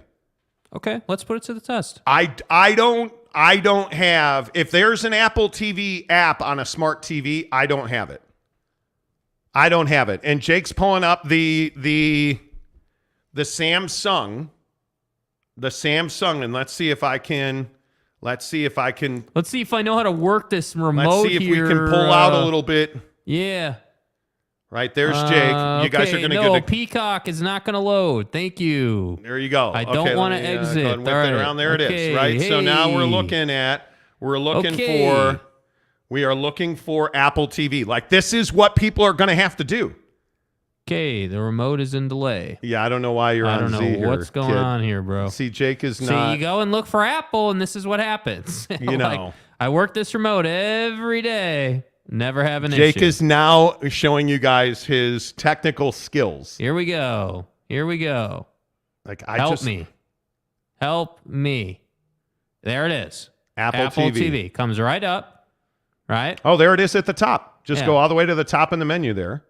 Apple TV under videos. Now, what happens when you load it? Apple TV logo. I mean, I got to tell you, that was pretty easy, Greg Hawkins. I appreciate you saying that. Here we go. So the Apple TV, there it is.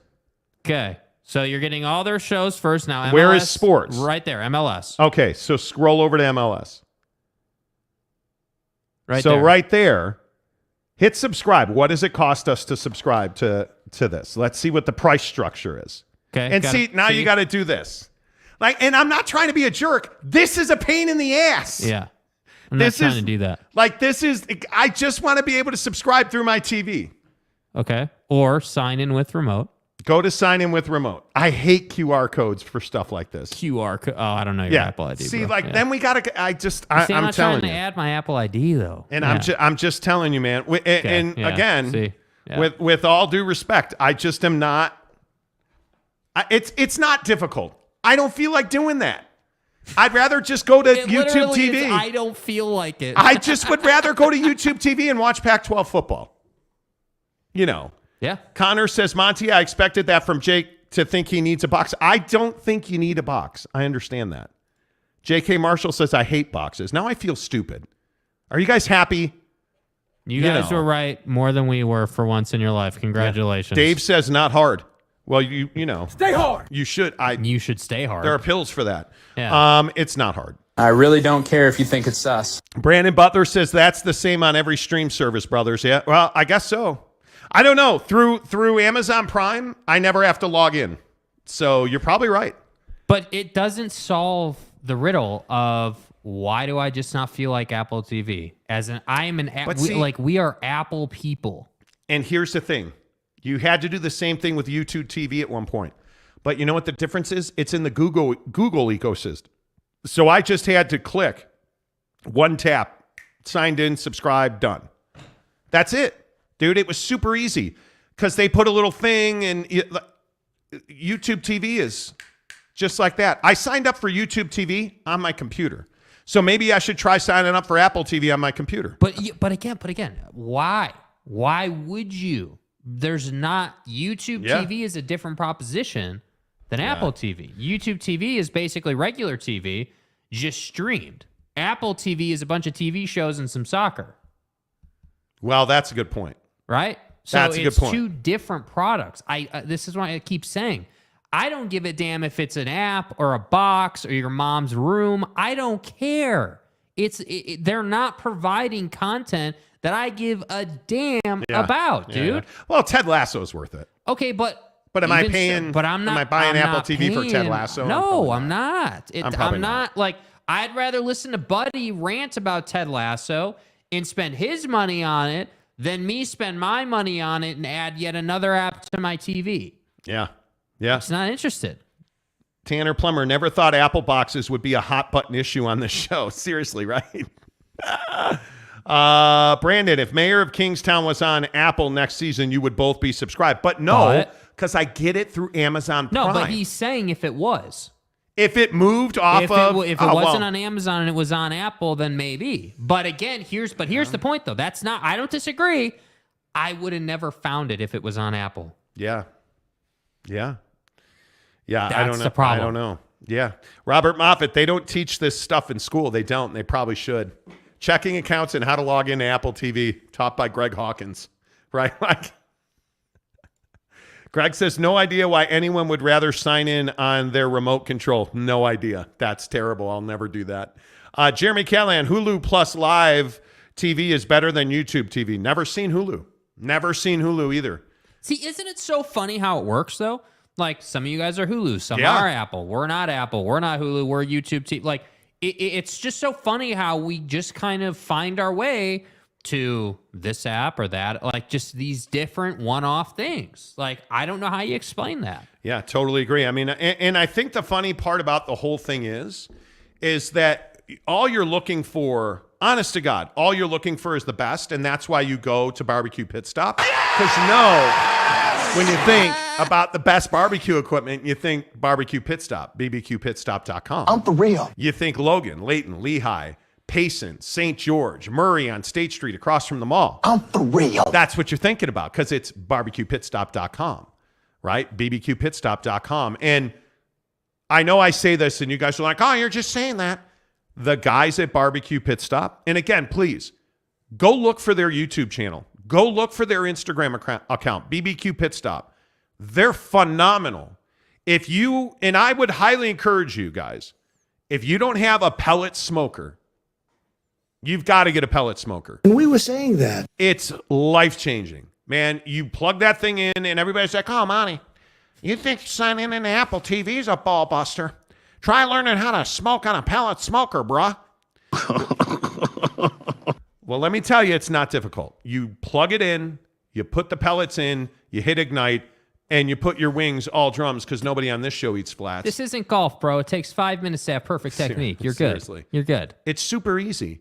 And the food quality is amazing. It's not like you're Greg Hawkins getting bugs in your Chipotle salad last week. Why go to Chipotle when you can make your own chicken on the smoker? Chicken. Man, and Barbecue Pit Stop will teach you how to do that. They will give you all of the accoutrements. You go in there, I'm a Traeger guy, but they've got Big Green Egg, they've got Yoder, Camp Chef, Traeger.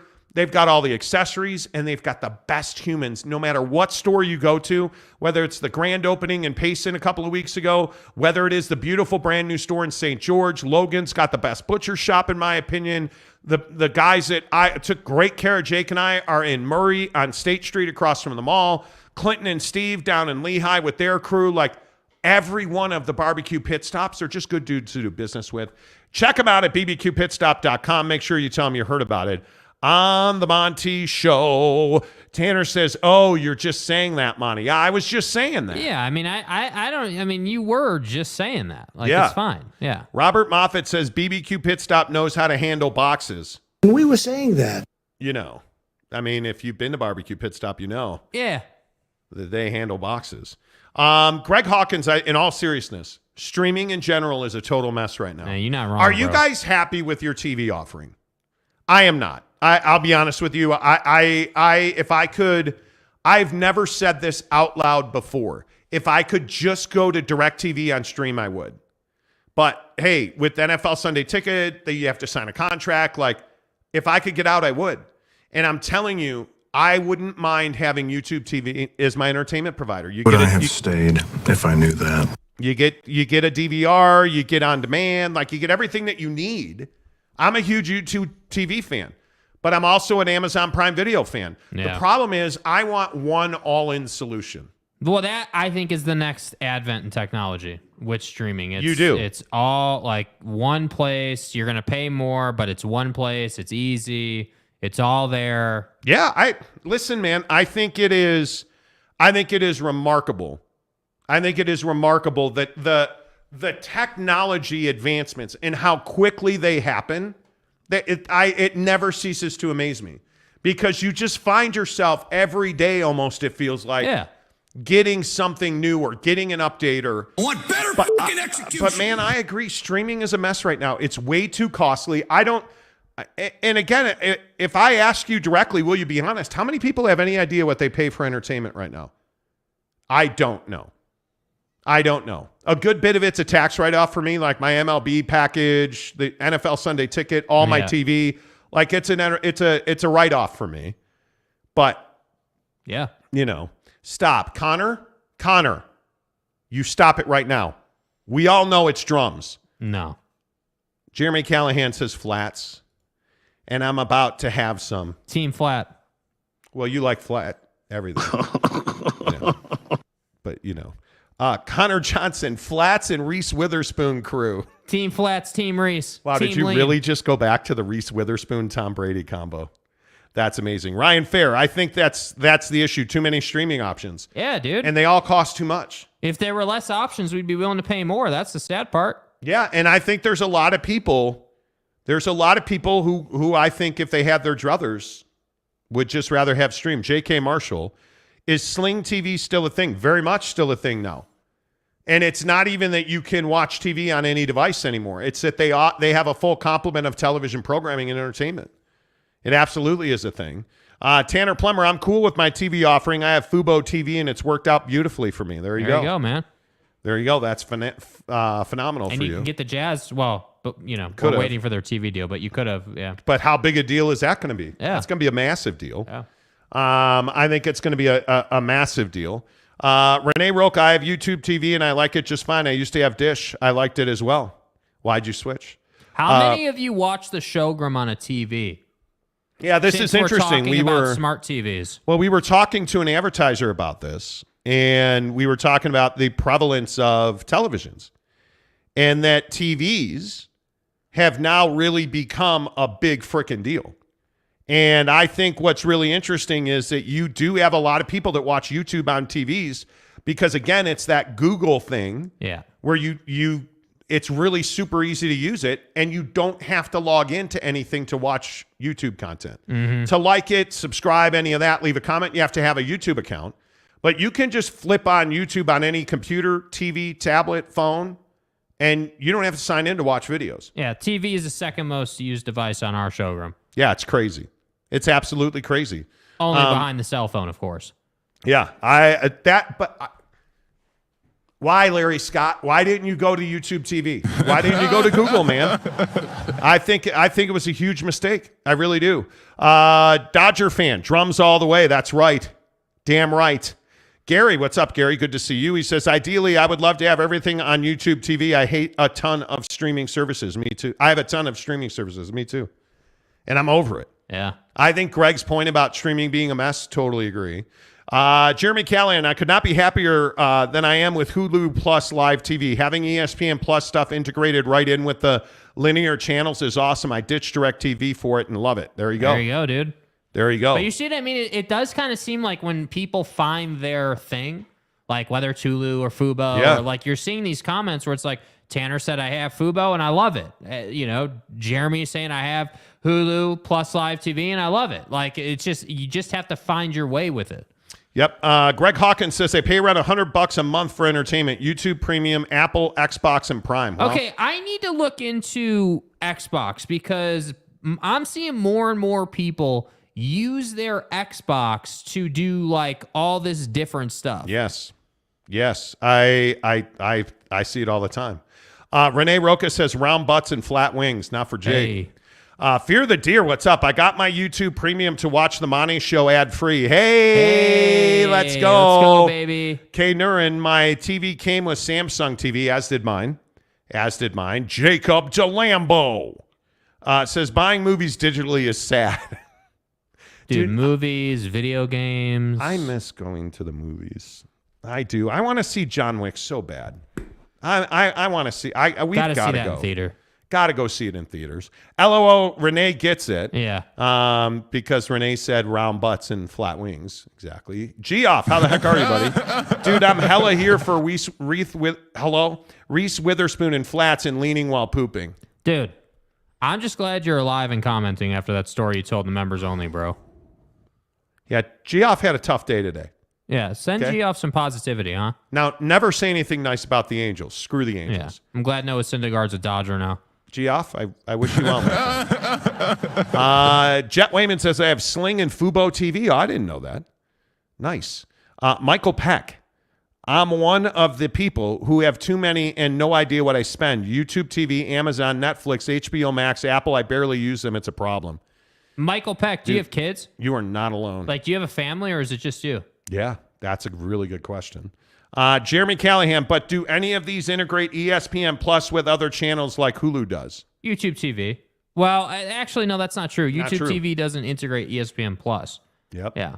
That's I a good agree. point. Yeah. Saul Goodman says, yuppie, one here.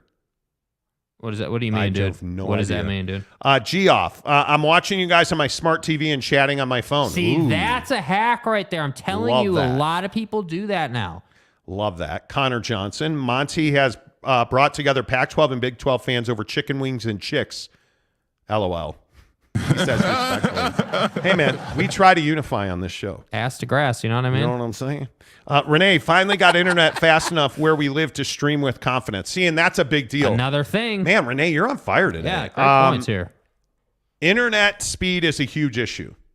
And I both think sides of the streaming spectrum. I think there's a lot of people who struggle with it. For us, when we go on the road, internet's a big problem for us, dude. Yes, it is. Yes, it is. Kurt Peters, how the heck are you?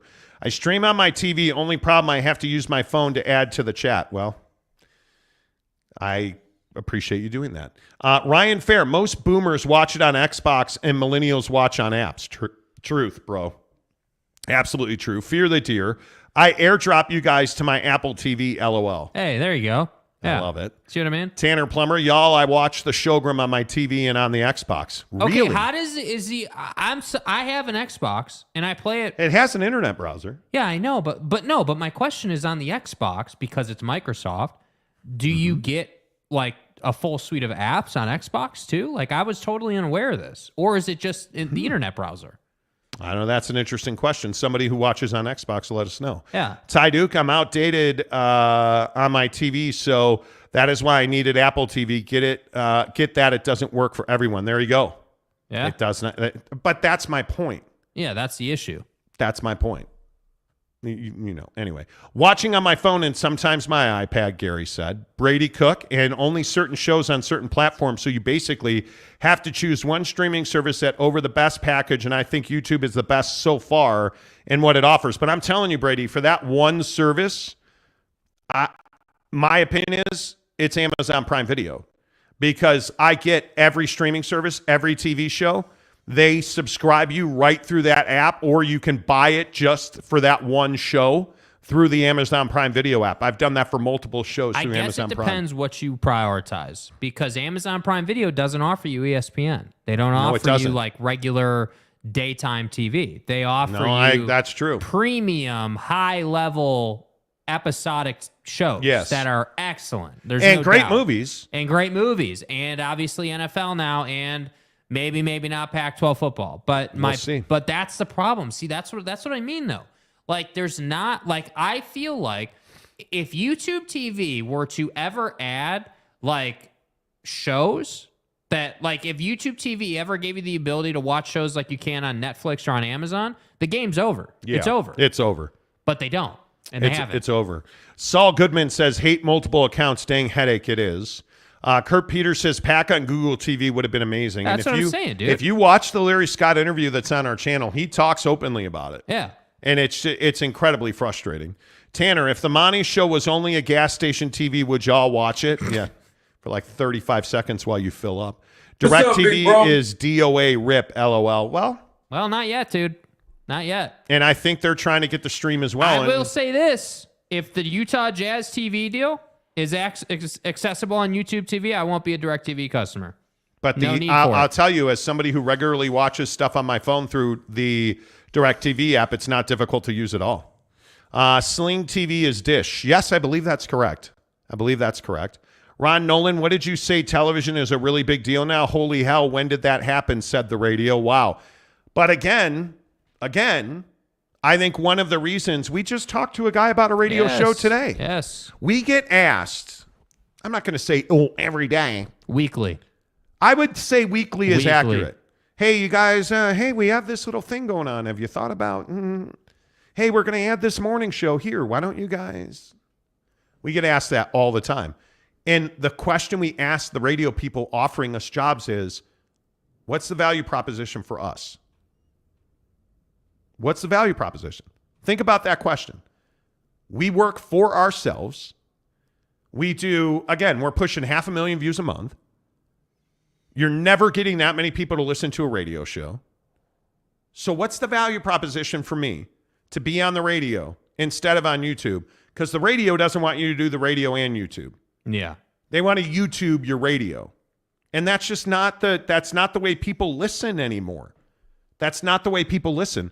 And if you're on the radio in Salt Lake City, nobody across the country is listening to you. Yeah. On YouTube,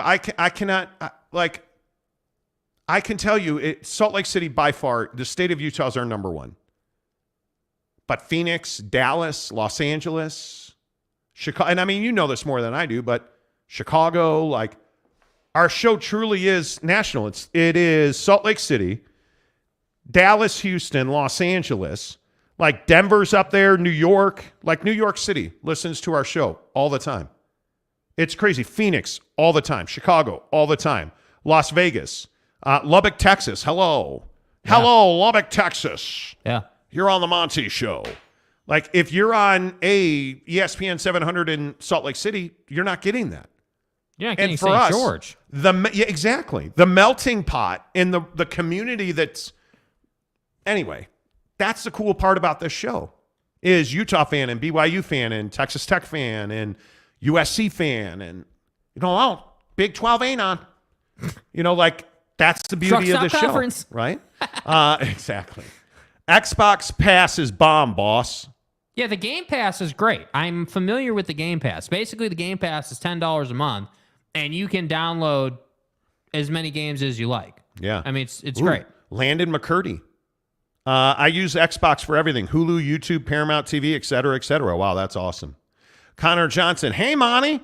Y'all trying to do a host-for-host scenario? Come to Corvallis September 29th for a return trip to Salt Lake City next fall. Play some golf, too. Don't say we won't. Don't say we won't. Don't threaten me. Don't you threaten. Yeah, who do you think you are, dude? I would do something Sorry like if that. you're offended by that. That'd be fun. Saul, Better Call Saul says I had stock in Blockbuster. Not good. Better call your stock guy, Saul. Damn. Yes, I have a wife and kids, Michael Peck says. Yeah, see, so that's why part. that's probably why you have so many. That's why I was asking, because like if you have a family, that kind of makes you more have so sense, many. dude. I hope your wife and kids have jobs. Yeah, dude. Geoff says stoked to be alive and stoked to be here with you guys. Geoff had a pretty serious accident today, you guys, so make sure that you Arlington Bears, Drum Lean Reese. Okay. Yeah, dude. Yeah. Okay. Shout him out. I'm telling you, dude, Team Reese is strong in this chat, man. Absolutely. Yeah, and you know what the funny thing is, though? When we're talking about all these streaming and stuff, the Tucker Carlson argument on the show yesterday. Dude, that pissed so many people off. Right, but Tucker Carlson has that much pull. He's a guy on TV. Yeah. No matter what you stream, if you're a Tucker Carlson fan, you're going to know how to find Tucker Carlson, right? That's my point about entertainment.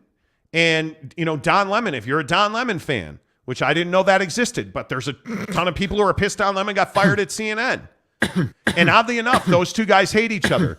Anybody notice that Don Lemon and Tucker Carlson hired the same attorney? You're going to wind up suing that ass. But the point is, that's the pull that entertainment has. Yes. That's the gravitas. I just think there's no perfect world scenario. Not yet. And yeah, I think you need it. I think you absolutely, and especially here in Utah, this Utah Jazz deal is, and for those of you outside of Utah, the Utah Jazz don't have a TV deal right now. Mainly because AT&T Sportsnet is going out of business, and Ryan Smith knows he needs a better TV deal. We have no idea here in the great state of Utah where we will watch Jazz basketball next year. And on what? Because if you're the Utah Jazz, it better be on every screen in somebody's house. Phone screen, computer screen, tablet screen, TV screen. Like, you better have your own channel. Yeah. And if I were the Utah Jazz, I would build an app and I would have all my own entertainment. I would have essentially my own digital channel. I would not have a regular TV channel.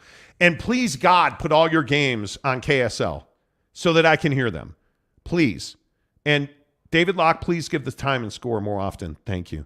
Landon McCurney. Yeah, thank you. Forgot Amazon. I spend way too much. But seriously. The beauty of Amazon, you forget you're even paying for it. But what did Mrs. Monty say a couple of months ago? I am dropping Netflix. Only to pick it back up. We picked it back up, and I don't remember why we picked it back up. There was a certain Probably a show. There was a show. But Paramount Plus now, it's... Now, granted, as an Amex customer, and I have an Amex Platinum card, they give me a bunch of stuff for free. As long as if I charge it to my Amex Platinum card, they'll reimburse me that amount in a statement credit. So like Paramount Plus is free for us. Tanner says the next movie I'm planning on seeing in theaters is the new Indiana Jones that comes out in June. Yeah, I'm excited to see that too, Tanner. I'm looking forward to that. I watch on my shop TV and chat on the phone. There you Awesome, go. Renee. Appreciate that. Ryan Fair, Verizon Wireless gives free Disney Plus, Hulu, and ESPN Plus for free. You're welcome. Yeah. Jake's a Verizon customer. Yeah. Mark Klee said, just read Udoka is hired in Houston. Big contender in the West? I don't think so. Ime Udoka is an interesting... It's an interesting is thing. he going to stop having inappropriate relationships? I would hope so. I would hope that's. I think Houston has a lot of rebuilding to do. And by the way, are they going to let him make decisions, or is he just coaching the talent they give him? I mean, you know. NBA coming up in 5 minutes on the Monty program. Hey, Monty. Showroom. Stream with confidence. See your urologist. Exactly right. Wow. Plenty of toast for all the butter. Any updates on a potential new studio? Not yet. Process is working. Not yet. Greg Hawkins, I stream Apple TV and YouTube on my Xbox all the time. I'm going to have to look into that, We're going to have to check that out. I got to check that out now. I need to see that. Fair says apps on Xbox, Jake. Xbox has all the apps, Jake. So I wonder, Xbox did that so you don't have to have a smart TV then, I'm guessing, right? So then you could just... yeah. You see what I mean? So well, like no, they did that to make more money. Right. Right? Microsoft is an ATM machine, essentially, right? But I'm just saying, like, that would give brilliant. you the ability not to have a smart TV because you're just sending the feed, obviously, to your TV. Brandon Butler, a long-suffering Chicago Bears fan such as myself and there is a full suite on Xbox. They have pretty much every major streaming service. Wow, that's crazy. Yeah. Adrian Street. Hello, Adrian. I have Sports Surge. That's Never the only way heard of I it. can watch Jazz games. What is Sports Surge? It's internal. Like, there's another one. I've never heard of it. I've never heard of it. It's crazy. Ruff's official. ESPN announced thousands of layoffs. Okay. Why? We talked about it yesterday, my guy. Yeah. No, you're trying to die on that hill. We already went in. ESPN's not going out of business, and they're not doing layoffs because, again, they do, what is it, $778 million a month before an advertiser spends a single dollar with them. They're not laying off because the company's going down. They're laying off to dial in the profit percentage. For Disney. Yeah, for Disney.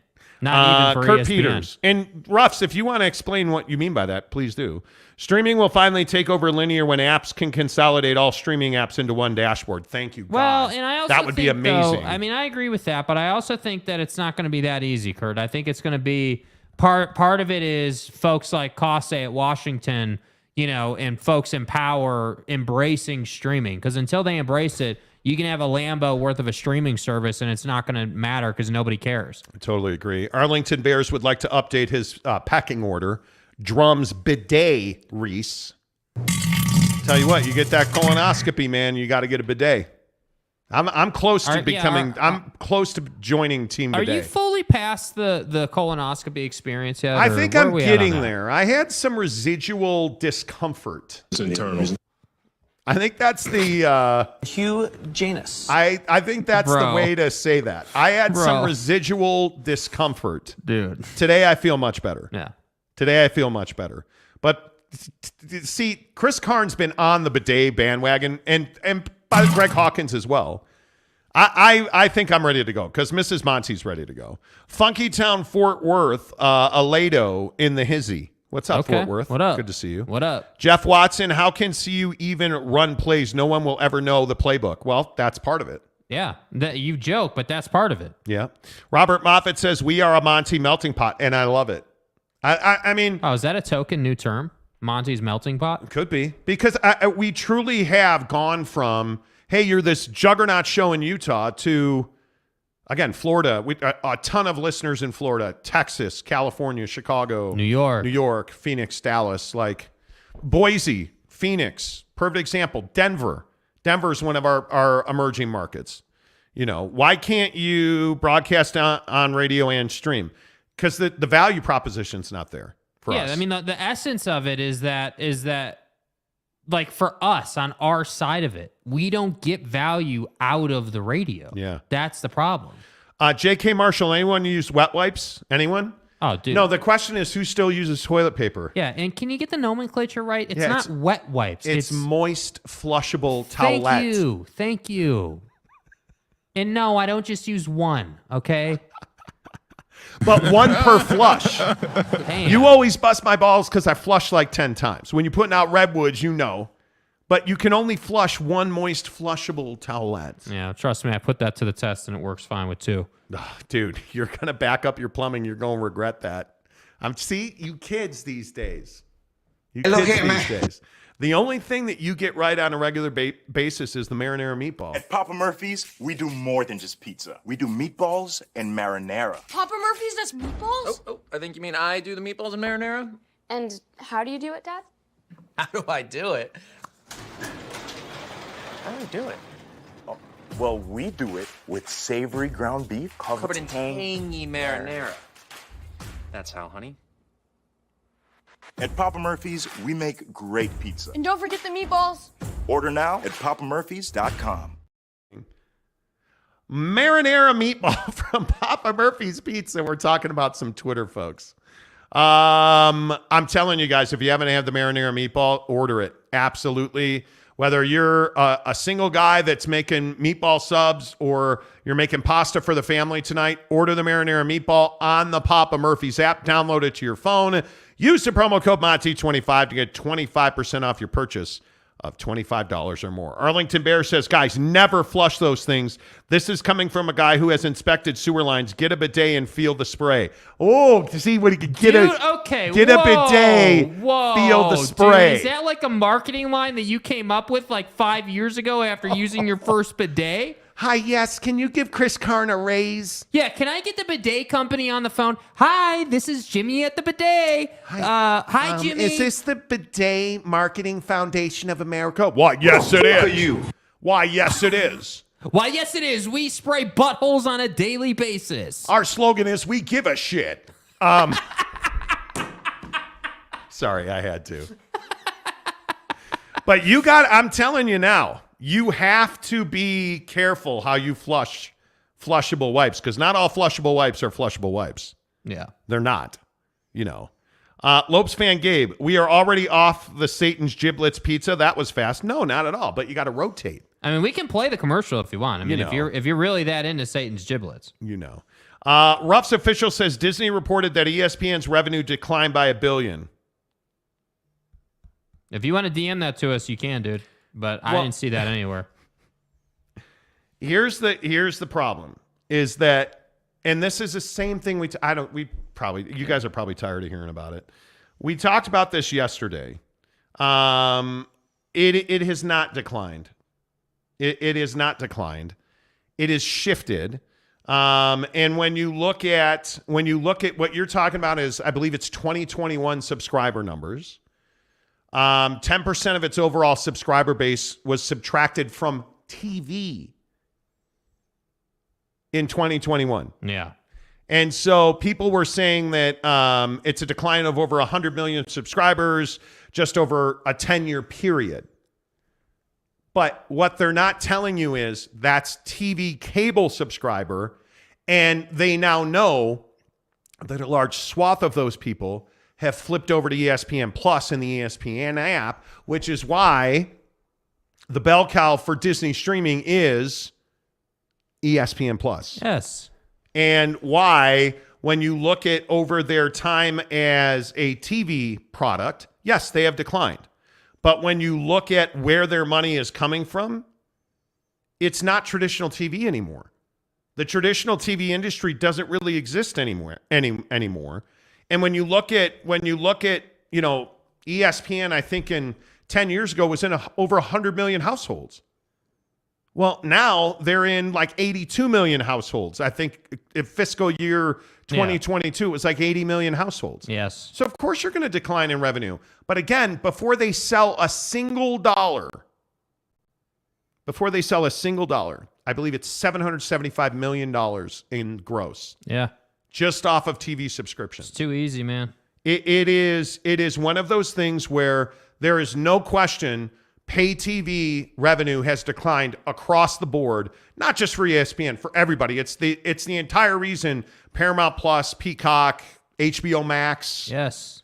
How many of those? But you look at, like, CNN's a perfect example of this. Yes. CNN has been a catastrophic failure as an entertainment and streaming company.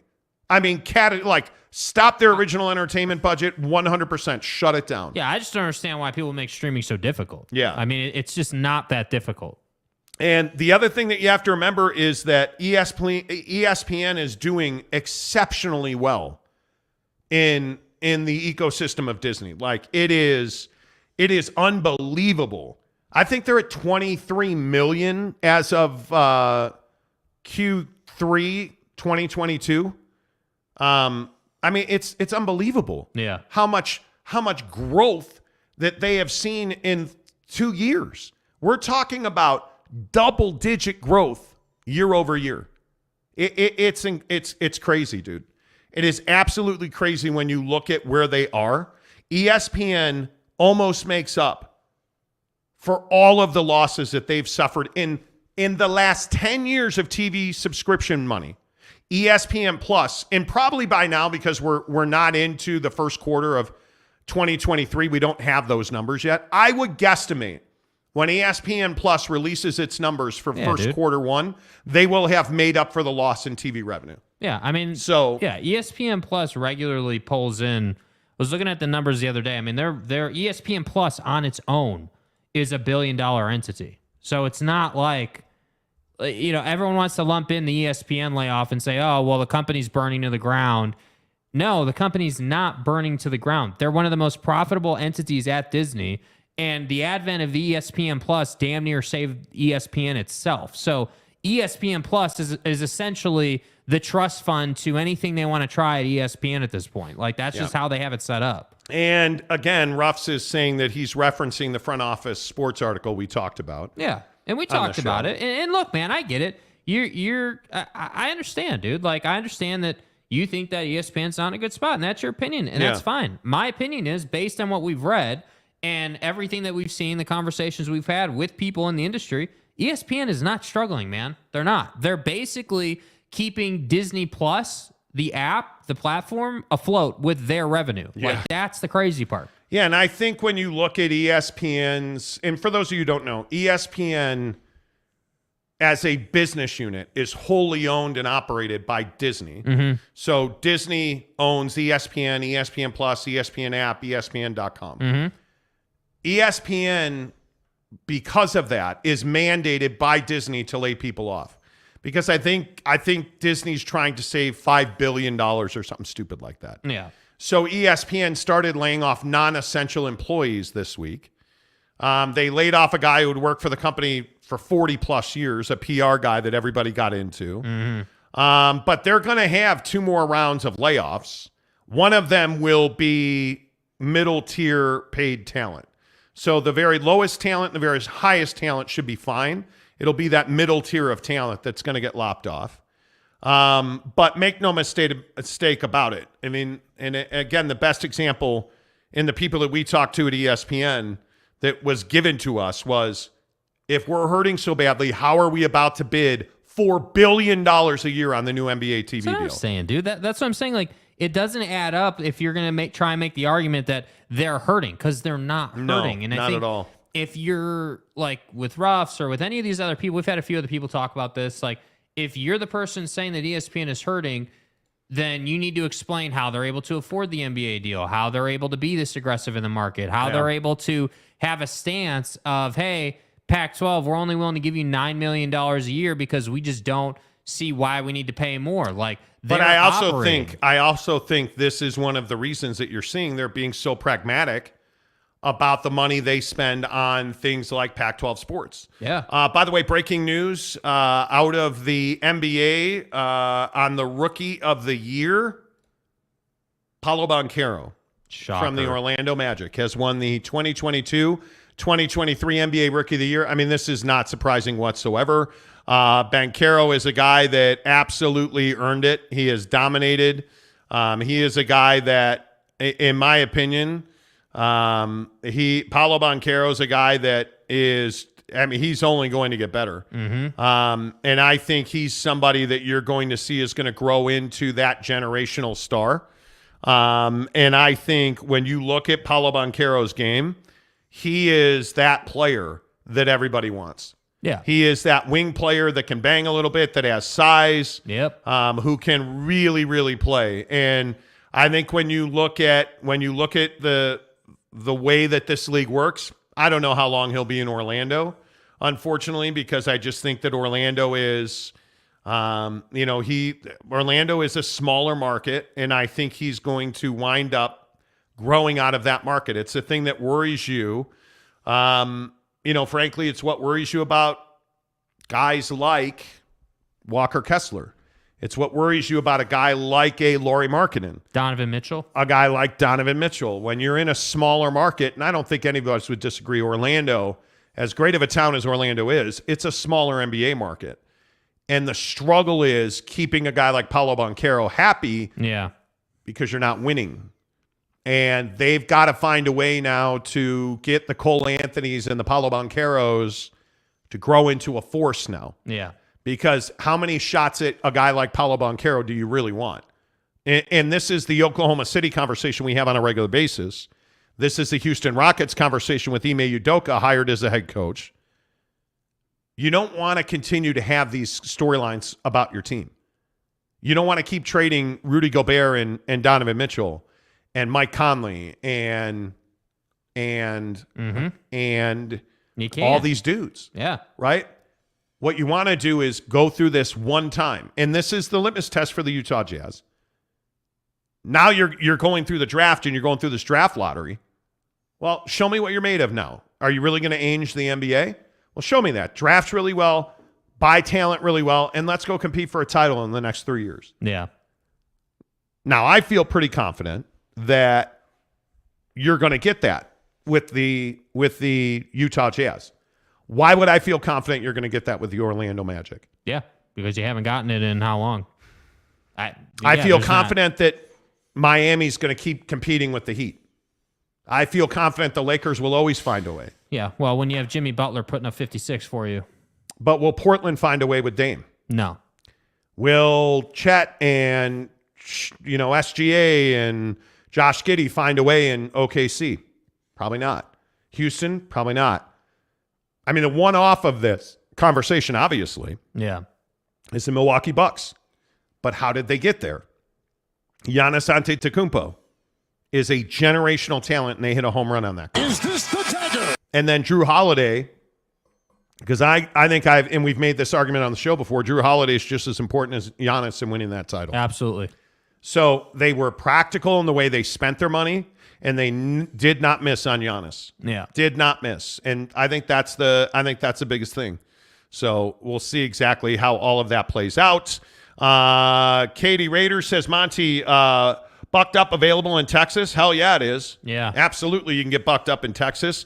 And if not, you can get it at Walmart.com. You can also get it at buckedup.com. Make sure you use the promo code Monty25 to get 25% off your purchase. That's how I would do it, honestly, because they ship really fast. We've had probably like 30, 40 people at this point place orders online for, whether it's Ken who orders cases, whether it's, we've had people just do the free sample. It gets to you in like 2 days. So it's really quick. Yep, totally agree.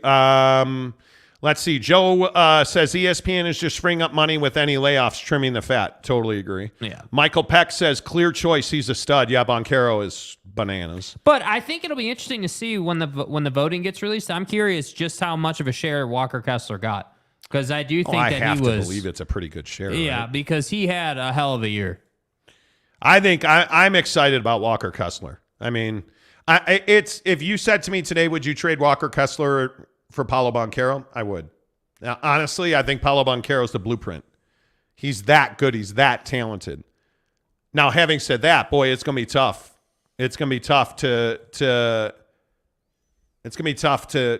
have trouble with Walker Kessler, because a guy, from all accounts, Walker Kessler just busts his ass constantly. Yep. And I think that when you look at the projection on Walker Kessler, and I'm trying to find numbers, by the way, but you look at the projection on Walker Kessler, you're not that far off of Paolo Banchero. 20 points, 9 boards. Yeah. I mean. But the style of play is what's so different. And I think that. Completely different. I think the thing for Walker Kessler is just the jump shot. And I know we've talked about this a lot, but he's got to come back with a jump shot ready to go. You know, I mean, that's just got to happen. Jalen Williams of the Oklahoma City Thunder was second. Wow, so Walker did not do well. He did not. Well, I'm not going to say he didn't do well. Well, if he's not second, typically in these awards. Yeah, if you're not first or second, you're way behind. Yeah, so he didn't do well, in my opinion. Yeah, Jalen Williams is a stud, though. You know, I mean, like, and those two guys, like, but this is what I say about Oklahoma City, man. You gotta, let's go, win something. You know, win something. Yeah, that's what you gotta win something. All right, the Monty Show, as always, is presented by our good friends at The Advocates, theadvocates.com, the best injury attorneys in the business. Check them out online because you can chat with an attorney online for free 24/7, 365, theadvocates.com. If you're in the great state of Utah, utahadvocates.com, where they never charge you a retainer. They never charge you a consultation fee. None of that. You don't pay the advocates until they win your case. And I know the weather's changing and people are getting on their bicycles, their motorcycles. You're outside a lot more. Accidents are going to happen there, and an inevitable part of life. Be ready when you get in an accident, or God forbid a family member gets in an accident, advocates.com. Understand that your insurance company, your workman's comp insurance, you get hurt at work, you guys don't trust your workman's comp insurance. You have nothing to lose by consulting the advocates. Chat with them online. Say, hey, you know what? I got hit in the toe with a nail gun. My coworker next to me, drove a nail through my foot. Yeah. You don't have a case for that. They're going to walk you through. And you have nothing to lose because, again, you don't pay the advocates until they win your case at theadvocates.com. If you're just tuning into the show, let's see. Katie Rader says, Monty, Bucked Up sounds great. Do they have zero sugar options? Oh, yes. Hell yeah, I'm drinking one right now. Their energy drinks, like all of their stuff, and this is what I love about Bucked Up.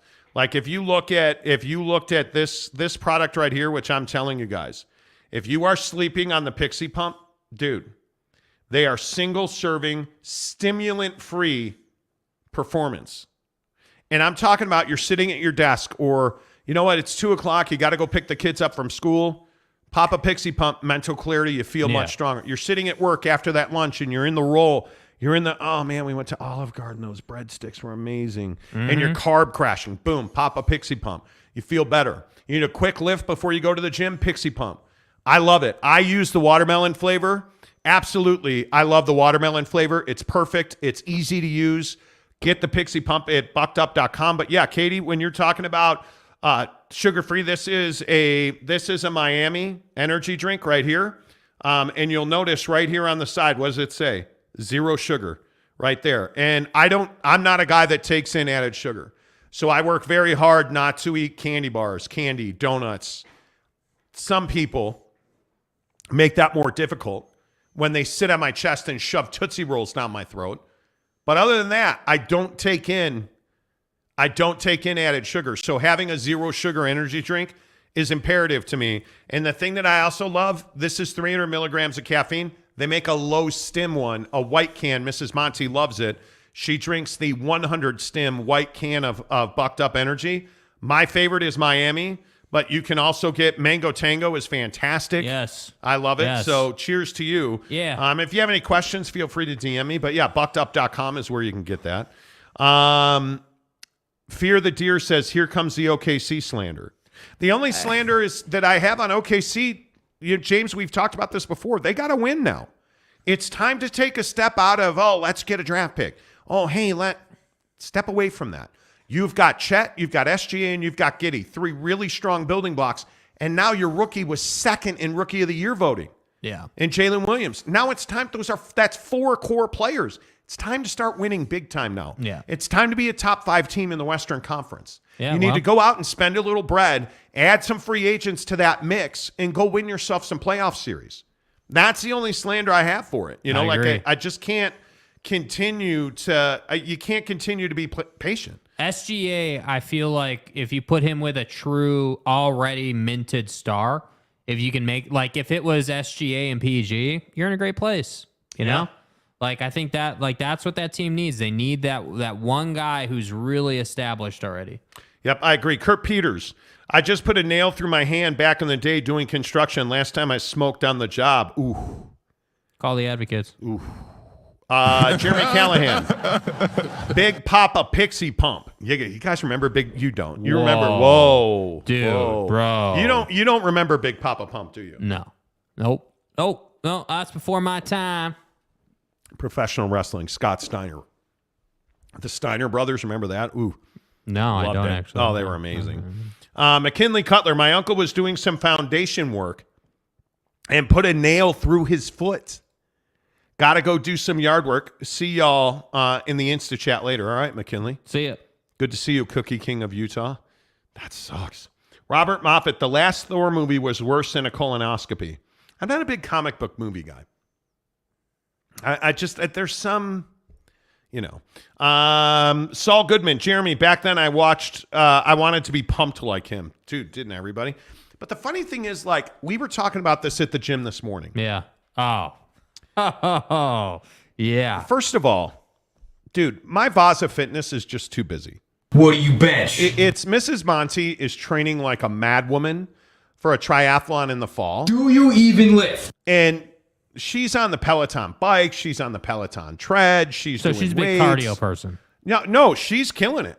Mrs. Monty is apt. I'm so proud of her.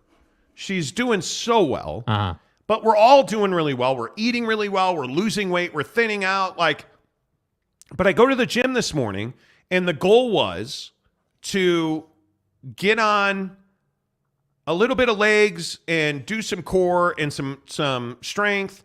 The gym is packed. Like, you can't get a cable rack. You can't get free weights. You can't get a bench. You can't do back or chest. So it's like, okay, let's do some core, right? So we started doing obliques. We started doing all this great stuff. We go to do our cardio. All right, well, we'll shorten up our weight a little bit. We did 25 minutes. Let's do 30 minutes of cardio and get out. Not a single treadmill or Stairmaster open. It's Tuesday, dude. Go home. It's 5:30 in the morning, loser. Go home. Fat ass needs a treadmill. No, can't get it. Why do I ever go to the gym? But why? But what are you not including? Why they need to replace some equipment. No, well, 5 treadmills down too. J.K. Marshall, Pixie Pump was an 80s porn flick, I've been told. Could be. Ruff's official says, doesn't Don have to win now? Yes. Oh, I think he does. But, I mean, Donovan Mitchell, I think we're probably a little too critical on Donovan Mitchell. In that, I understand he had that 11-point game the other night. There's no way to get around that. There's just no way to get around that. But he's also had a 50-point game. Okay, I think the thing with Don, I don't disagree, but I think the thing with Don, and for once, Ruffs, I guess we agree a bit. I think the problem is that Don was included in a massive trade package. He was. When you're in those situations, I'm not saying it should change expectations of who he's going to be in the postseason, but the reality is it did. It does, It did. Yeah. And you look at Brunson as an example. Nobody doubts that Brunson has been 100% worth it. Worth getting in trouble with the league, worth losing the a draft pick, worth it, right? Nobody disputes that. And absolutely. I think that Donovan Mitchell, the problem is that 11 points in a game just seems so embarrassingly mediocre for him. Yes. If you'd have said, 23 and 10. Okay, well, hey, that's not 30 and 15 or 30 and 10. Not an elite game, but it's not like he had 10 points. Well, actually, no, he had 11 points. That's the problem. I think Donovan Mitchell is also suffering from the collapse of the Cleveland Cavaliers, because I think you look at the guys that are around him, he's not exactly getting a whole lot of help. Now, he's not blameless. I mean, it's 11 points, dude. What are we talking about here? But Evan Mobley, am I the only one that's completely disappointed in Evan Mobley? Yeah. I look at some of the guys. I still have some complaints on Don with the hero ball thing. He's still doing that. He absolutely is still doing that. Don is not blameless. I'm not saying you're saying he's blameless. I think the trouble is that when you come out and you're torching people and you have that huge first game and then in a game of big time consequence, you put up 11 points. It's all right, sometimes you can write off a bad shooting night if you put up 12, 13 dimes. You're making plays and you've caused turnovers, and that you got out. Like, if you win in other areas of the game, you can write off 11 points. But it just doesn't feel like for the Cavs, if Donnie has a bad game, they all have a bad game, and that's the problem. But I also say the same thing about Rudy Gobert. I mean, Rudy Gobert's having good games for the Cavs, numerically speaking, and they're losing. Or the Wolves, rather. They're losing. Don has a bad game, they lose, the Cavs. Don has a good game, they win. Yeah. He's the entire existence of that team. This is LeBron last night with the Lakers. Yeah. He absolutely willed the Lakers to a win last night. Yeah. And I think when you look at the way that LeBron James went about his 20-20 last night, and this is the problem. If you're a Memphis fan, I don't even know what to say to you today. I mean, that team, in my opinion, is a bunch of flipping frauds. Yeah. You're skipping media availability, and this is the same team that you dealt with all this nonsense with Ja Morant, and then Ja Morant weeks ago said, "You remember that quote I said?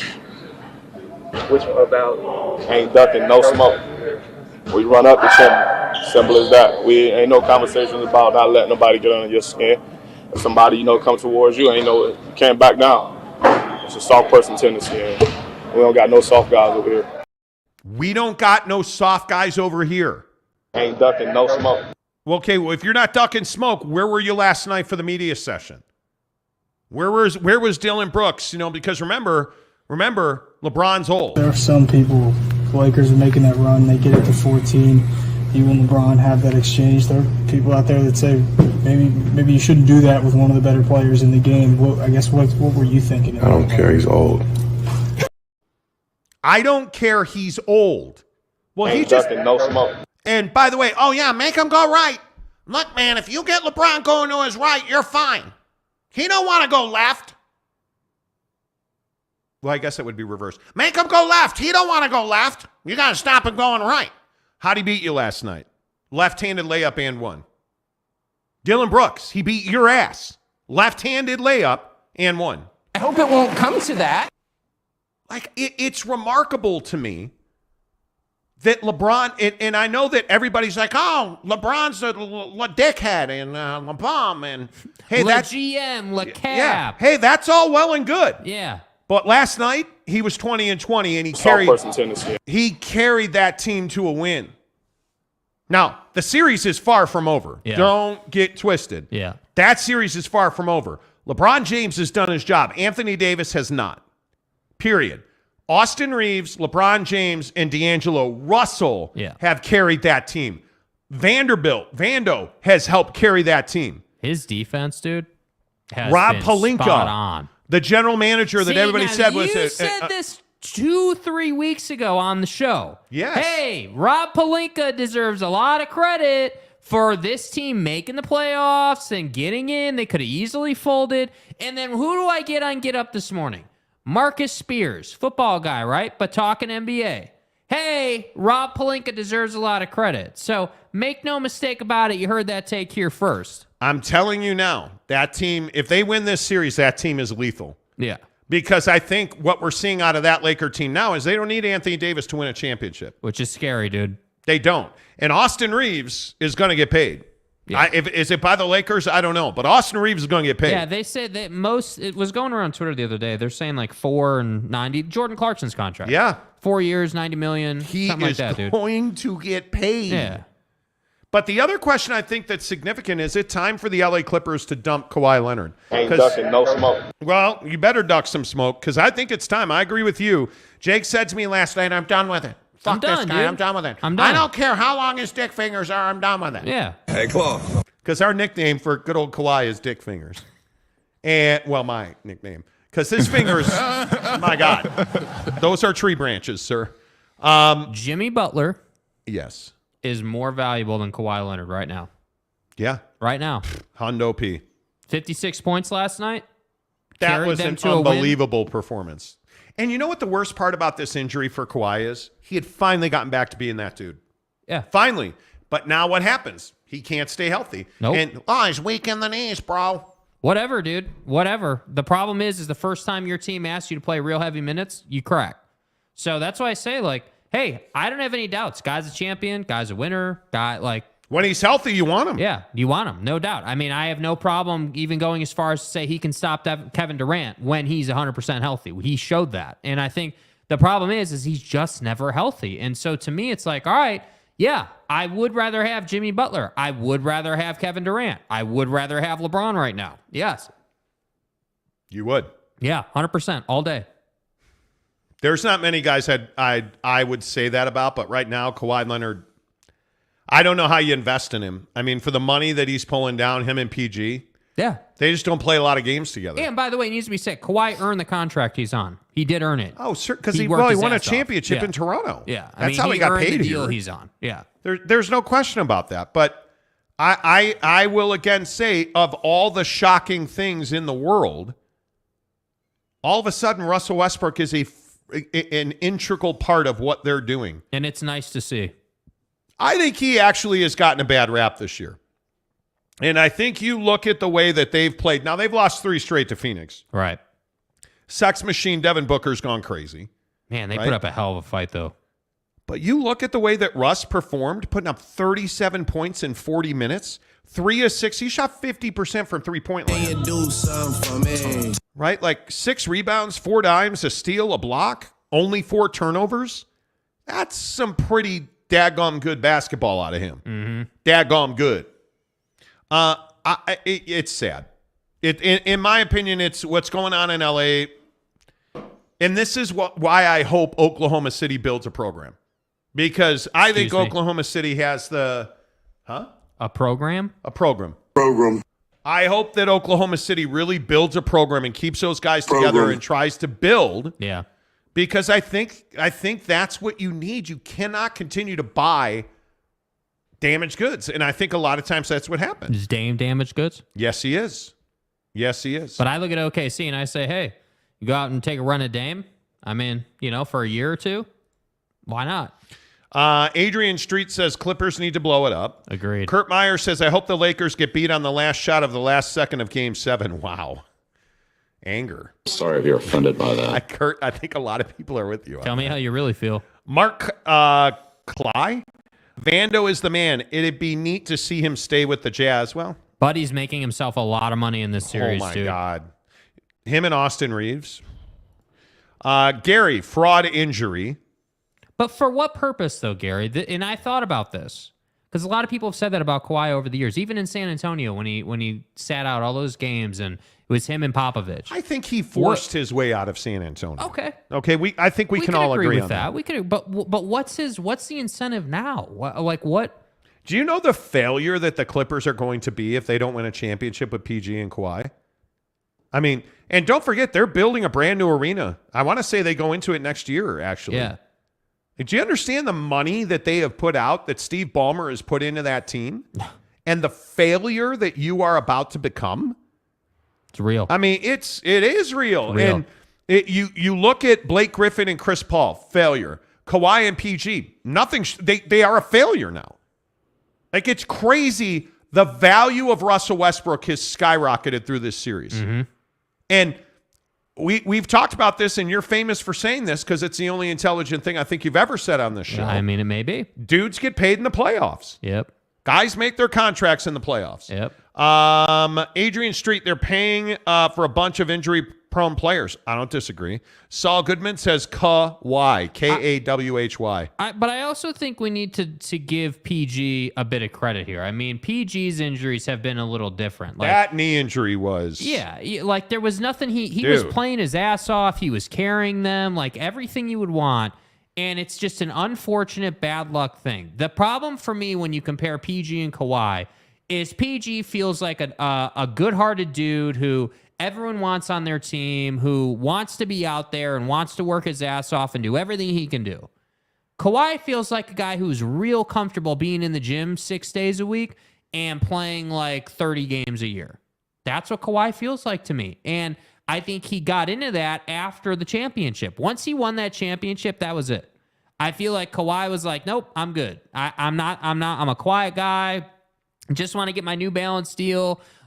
Just want to make my money. And I respect that, by the way. I'm not the guy that says, hey, he just wants to make money and he's not out for the city. Okay, well, I'm cool with people making money.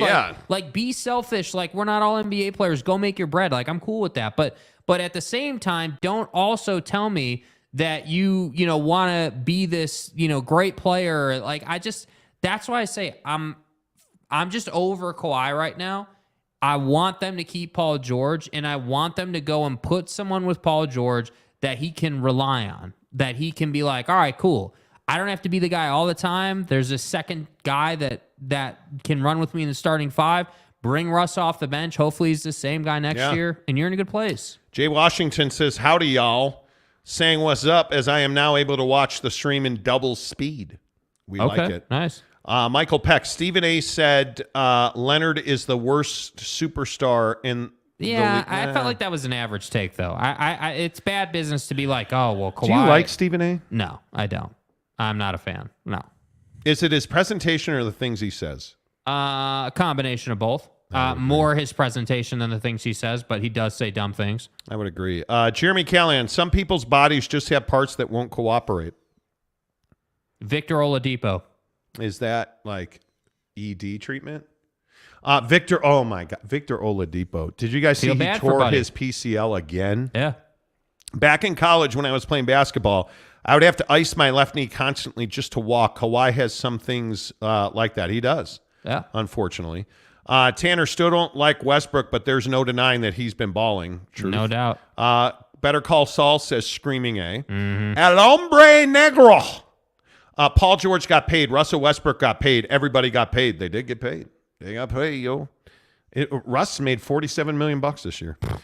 Jeremy Callahan, Jimmy Butler is turning up the heat. Yeah. See what he did there? So it's like he's turning up the heat, like he's turning the knob on the stove, but then also he plays for the Heat, so it's like it's the Heat and it's the Heat. Yep. Fear the Deer. OKC are trading up in the draft, but aren't you done with that? Yeah, James, where are you at on draft tolerance? Because I gotta say, like, OKC is a really nice story, and I honestly in my heart believe if you added a Dame level player, and it doesn't have to be Dame, but like a guy on his level, somebody to push SGA to be truly the best player he can be. You're a mid-table team in the West. You are a no doubt about a top 6 playoff team in the West, dude. And that's why I say there's if OKC's path ends in they trade everybody, that would be a damn shame for that organization. I agree. Gary says Kawhi is soft. You look at him wrong, and he's out 6 to 8 business weeks. That's what I'm saying, dude. Fear the Deer. Presti is a good operative. Yes, he is. Sam Presti's phenomenal. Yeah. Gary, Austin Powers Reeves. He deserves the money. Yes, he does. Okay, Atlanta Boston started. We got to get to Monty this. makes you money. Don't bet on this. Jake loses you money. Hawks at Boston Celtics minus 13. The Celtics are minus 13 in Boston. 5:30 TNT. So that game just tipped off. Yeah. Jake, where are you at on Atlanta's want to right now? Yeah. I think that's a question, dude. I think it's really tough to gauge. I think because Quinn Snyder's come in at the time he did, I think this team will still have a lot of fight tonight, but I have a tough time seeing them winning, at the Garden. Bogdan Bogdanovic is a pretty good player, though. That's a guy. That's a guy. That's a guy you want on your team. Yes, no doubt about it. Yes, it is, and he just blocked Marcus Smart's shot. The problem with that team is Trae Young. This DeJounte Murray situation. Suspended tonight, by the way. Yeah, so he's suspended tonight. He talks to the media today, basically says he wants refs to be held accountable. No, what he said was there was a history between the two of us, and I want officials held accountable. All right, great, but why did you make contact with him? Why did you physically assault the official? Because now they're saying it was a headbutt.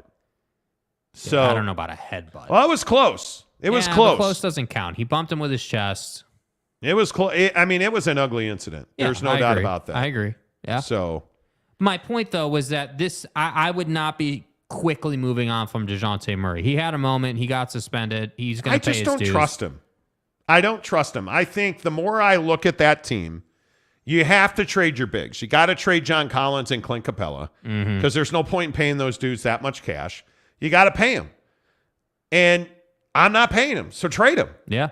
And I think you have to wonder who's got the lead right now, Trae Young or Quinn Snyder? Who's got the lead right now? Quinn Snyder. Got to be Quinn Snyder. It has to be, because I think but what does that tell you? Yeah. It's going to be up to Quinn Snyder if Trae stays or goes. Yeah. And if it were me, I would keep trading Trae and trade DeJounte Murray. Because I think DeJounte Murray's a malcontent. He was a malcontent in San Antonio, which is why they were so ready to move him. And now he's a malcontent in Atlanta. But what is Trae? I mean, Trae's the same guy. I think that Trae has been a pain in the ass. Yeah. But I also think Trae is a big game player. So he's going to get more leash. Well, that's fair. Yeah.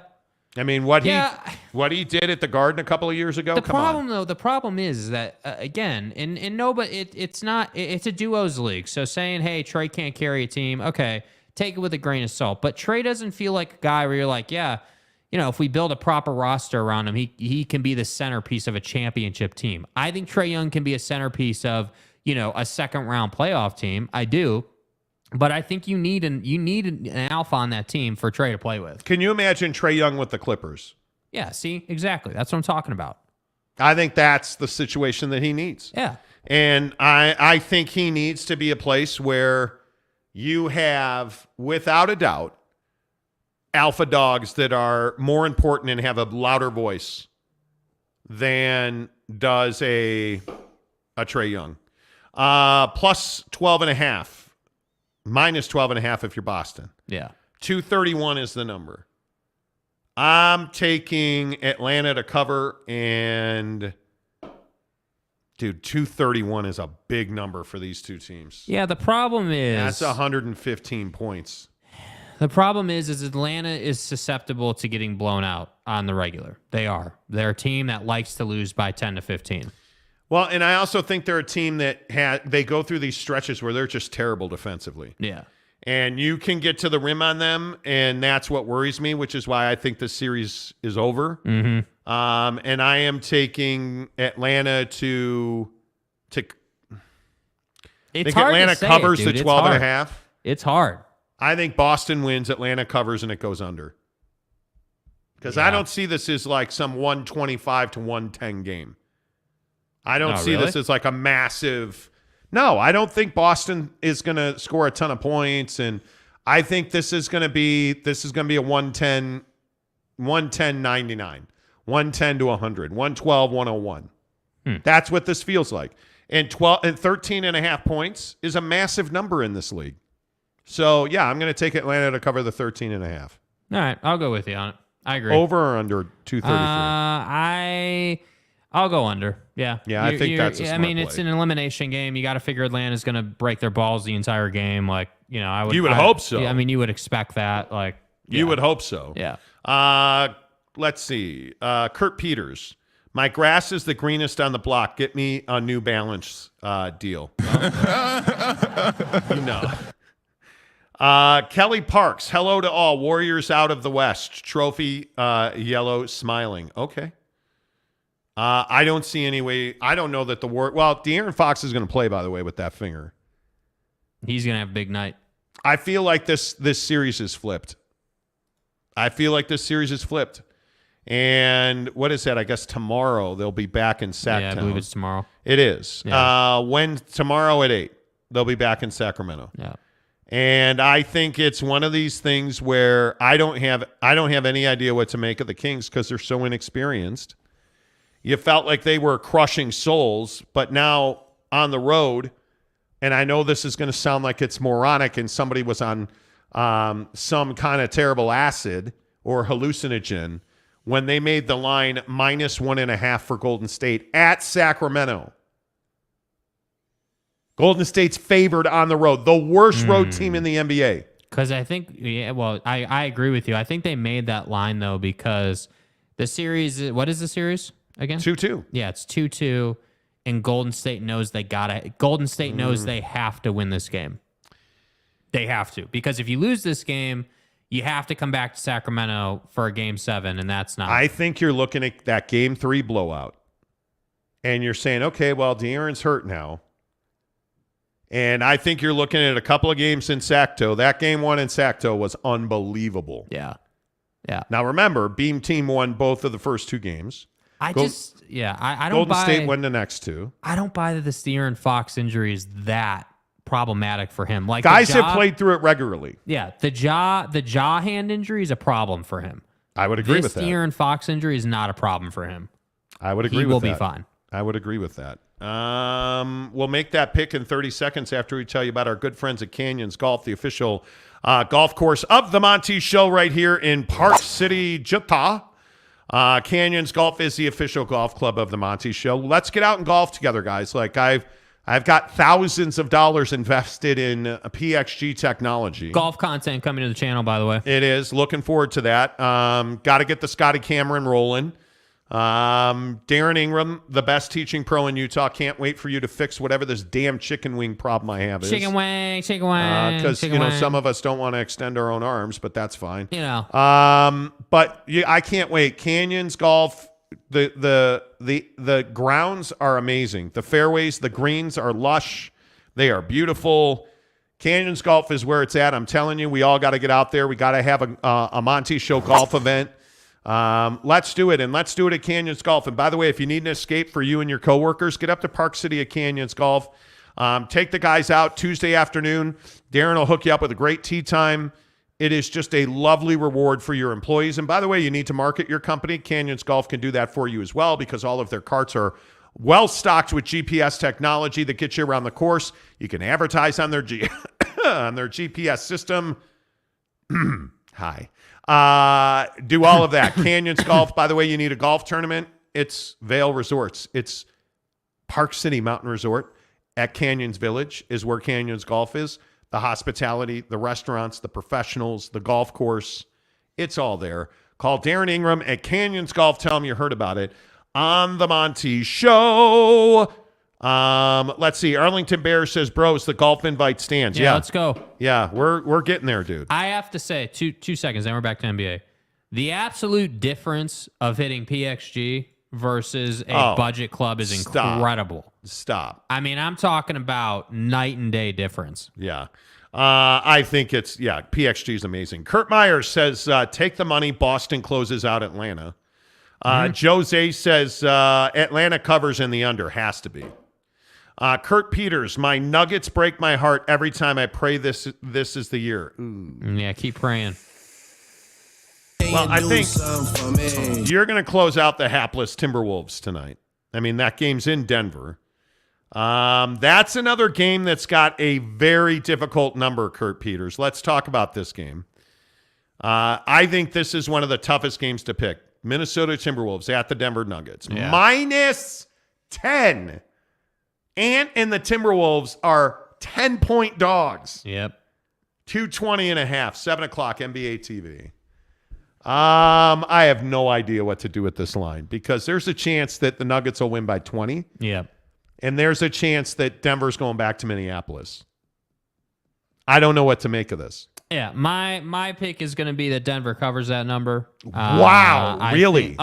Denver's going to cover that number. I think Denver's built to play big games. They're just not a championship team, in my opinion. They don't have the right mix, but they have the right mix to play big games and win big games. Man. So to me, I look at it and I say, okay, this is a game. You're going to close this out at home. You're going to win this game by 15 points. I do think the game will go over because I think Minnesota's going to lose fight in the second half. Once they know it's over, your season's over. You're not going to risk injury. You're not going to, you know what I mean? So, I think there's going to be a lot of garbage minutes at the end of this one. So, to me, I'd be going Denver to cover and the over. Karl Anthony Towns is shooting 43%, 16 points a game.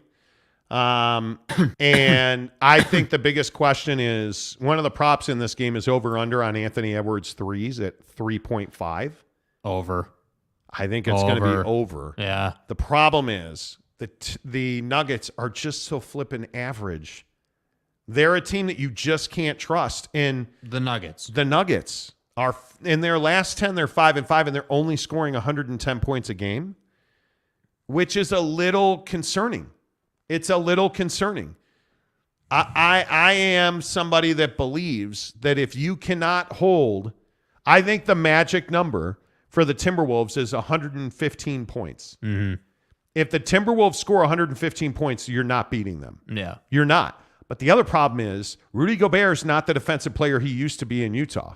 He's actually an awkward defender in Minneapolis, and he's not blocking shots. So I think you have to take Denver, but there's not a chance in the world they cover 10 in this game. Well, like what is it that makes you want to go with that? Because I think that Denver's going to run all over Minnesota. I think that they're going to get up and down. I think that you're at home, you're feeding off the crowd, you're feeling really good.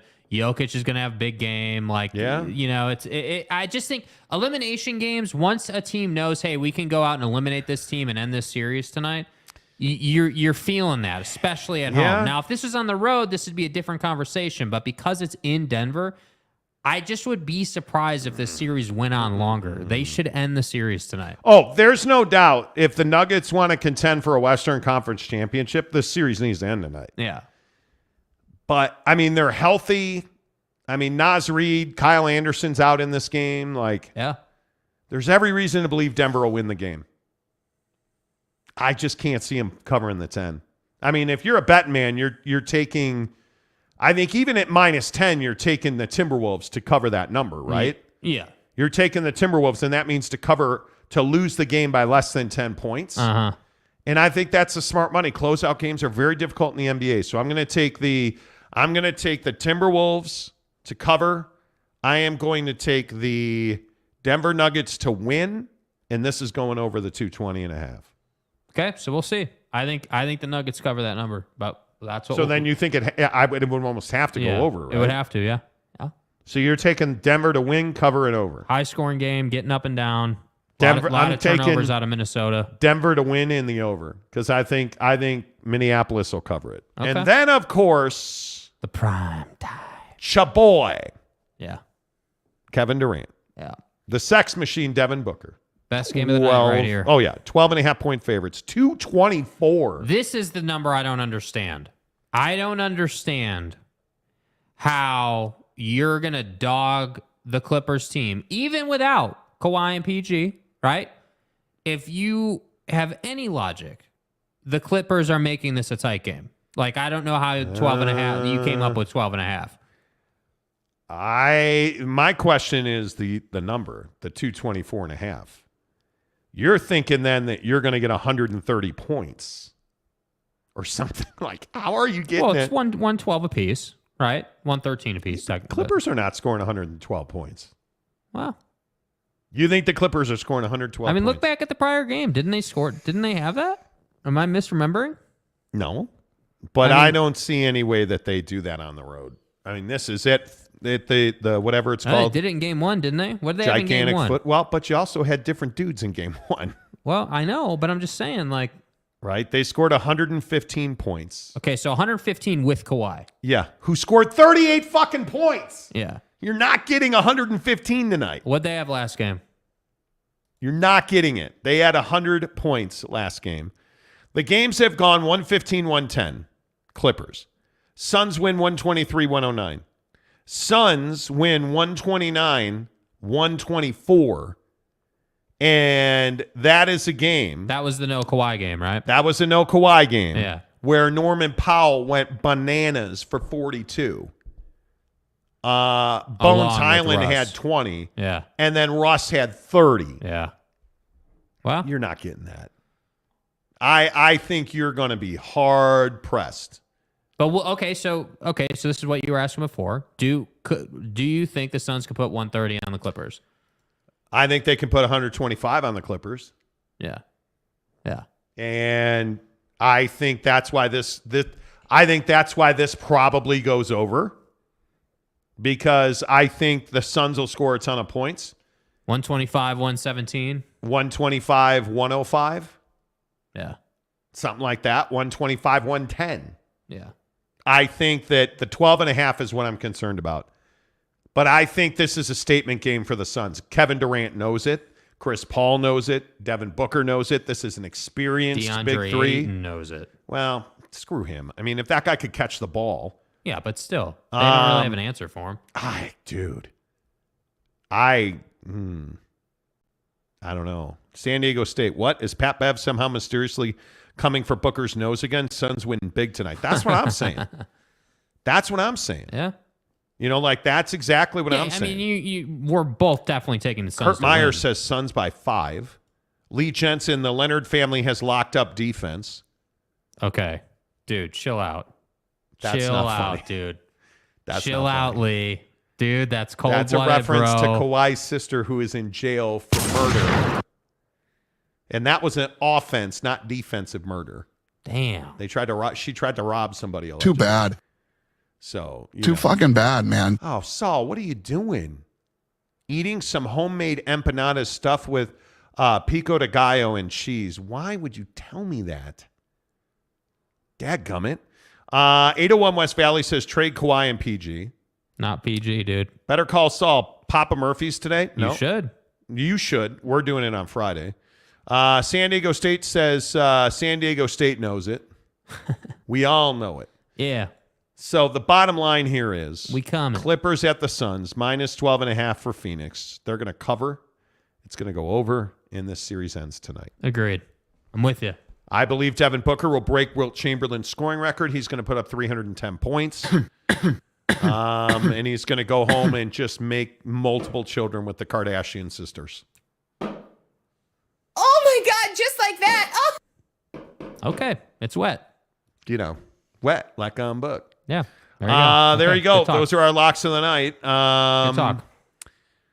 I mean, what would this show be if we didn't finish with our non-sports stories of the day, which is fast food, who's got the best milkshake? Because this is some holy BS. Yesterday on the program, we did fries, right? And you know, Chick-fil-A was egregiously high on the list. Like, okay. I saw this list today, and I was personally offended. Like, this list I was is garbage. personally offended. This list is terrible. Okay. Top 8 fast food shakes, according to So Eat This, who's Not got the That. best milkshake? Who's got the best milkshake? We're starting from the bottom, going to the top. Okay. Uh-huh. Number 8, Shake Shack. Yeah, their shake is mid. I would agree Yeah, with that. it's very average. Number 7, Chick-fil-A. Oh. Mid. What is the boner in this country over Chick-fil-A? Why you? It's they're on cheap the and people they're on think the it's chicken healthy. sandwich list. Yeah. They're on the French fry list. Their shakes are trash, dude. They're on first team, you know, all kill everybody with chemicals in their bag. Like they have got to be paying Eat This, Not That. Yeah. Because they put Chick-fil-A at like number 5 on French fries yesterday. Yeah. Get out of here. Okay. Because the fry covers more surface area on your tongue. Yeah. It's Thanks. brutal. Thanks. Okay, number 6, Whataburger. Yes, Whataburger shakes are bomb. Okay. Wendy's at number 5. Yeah, it's a frosty. It's not a shake. Yeah. It's different. Culver's. Yeah, Culver's shakes at are 4. good. We're here for the shakes are Culver's good, game. yes. Okay. Number 3, Dairy Queen. This Yeah, is where I start Blizzards. to have issues because Dairy Queen, you go there for blizzards. You Yeah, go this there is for a shakes. shake joint. Yeah, I'm not The going there problem for is, a burger. yes, some of you dorks go there and get hot dog and crinkle cuts, please. Yeah. Okay, so Dairy Queen's at number 3. Mm-hmm. Sonic is number 2. Number 2? Yeah. I haven't had a Sonic shake in like 10 years. But what do you know Sonic for? They're shakes. They're shakes. Right? They have food, but you know them for their shakes. So when I saw this, I was like, what are you talking about? I don't know who number 1 is, but I hope it's not a shake joint.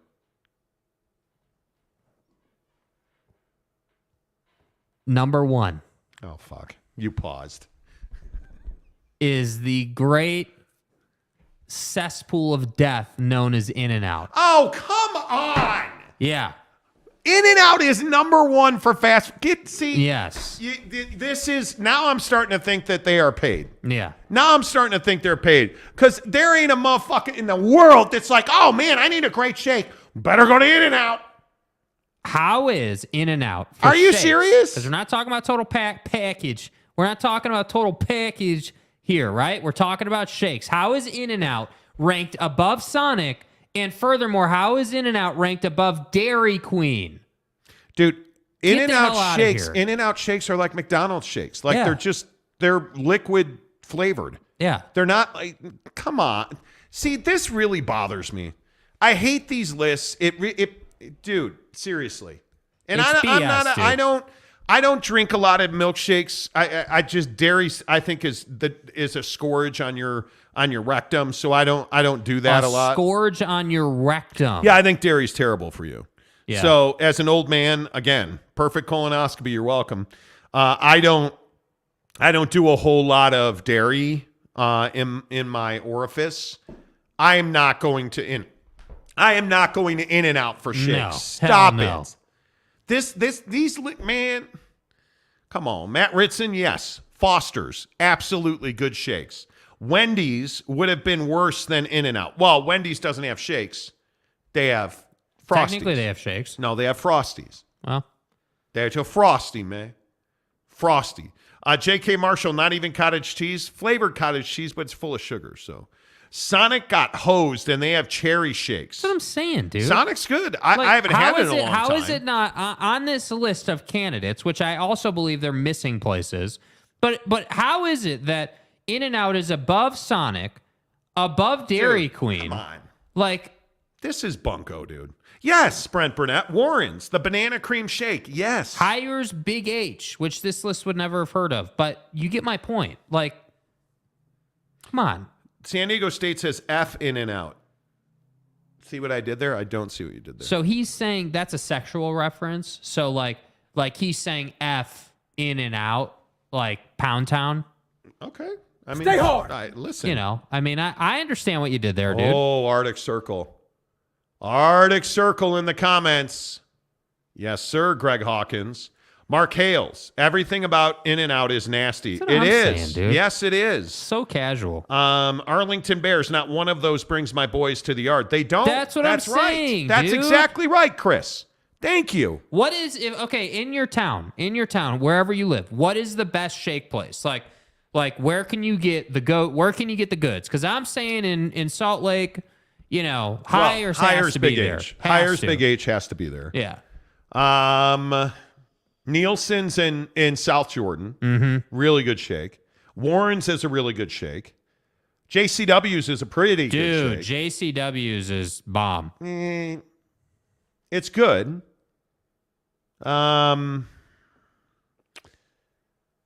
think if I'm going shake game. Oh my God, the Super Chicks.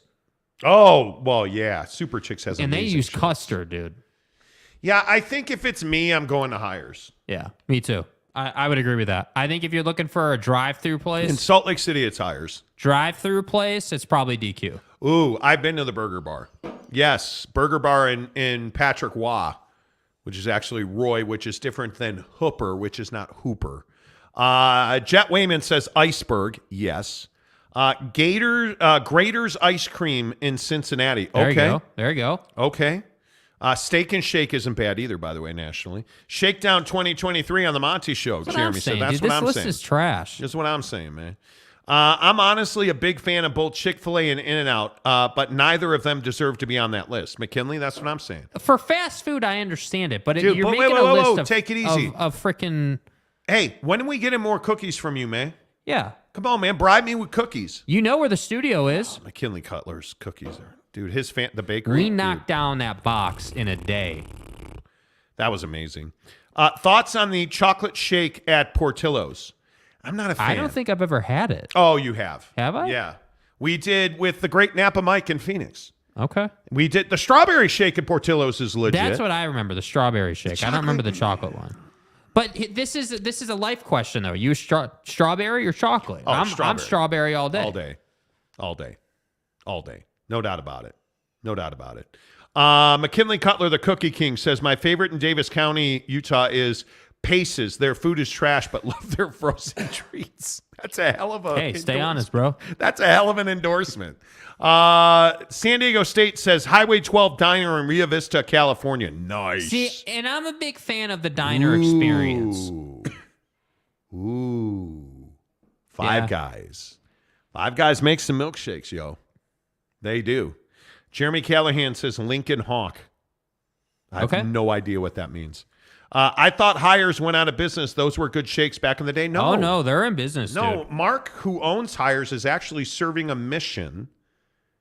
Like, he's in some, like, foreign land. Like, that's my guy. I thought it was Peru, wasn't it? I can't remember where Mark went to. Yeah. But that's my guy. That dude has supported this show like way back to 1320 K-Fan. The sports leader. You know, nah, Brent, Shake Shack is mid, dude. Yeah. Shake Shack is mid. Better Call Saul says Sonic Slushies is bomb during happy hour. I get a Route 44. I have never had a Sonic Slushie. Yeah. What happened there, dude? My mic's a little loose here. You gotta fix that. See, but Ritson, I'm telling you, the Five Guys comment. But they're only good shakes because the burger is so good. Yeah. Like, whoa, what happened here? What'd you say? Wait, now I lost. Oh, yes, Peach City. Yes. Brigham. Yeah. Especially in peach season. Yes. Sean Bradley has a Shake Shack? I did not know. Is that true? I don't know. Matt Ritson, Wendy's Classic Chocolate Frosty. It's tough to beat. And why they keep screwing with it, I don't know. Brady Cook says you guys should make your own list. We should, Brady. Yeah. We should. Absolutely, we should. Come to the truck stop conference and eat at Brahms. They have the best shake, Brandon Unruh says. Is that it? Like, no, I'm not going to name truck stops. McKinley Cutler says that he will provide us cookies if I provide him the address to the studio. Well, sir. So, unlike James Knight, he is willing to, Unlike James Knight. Do we want to talk about Joe Biden running for president? I don't want to piss everyone off. That's the problem. I think it's a great conversation, but everyone gets all pissy. Why do we get all pissy over politics? Like, why do we have to lose? Like, yesterday we lose like 10 subs because people are like, this is a sports show. Don't talk politics. And it's like, dude, like, why are we so upset, dude? Why does Joe Biden, why can't he just like go to the retirement home? No, what you mean to say is just get your ass in bed. We're done with you. Get the hell on. I don't know that I've ever been this, the word is disenfranchised. Yeah.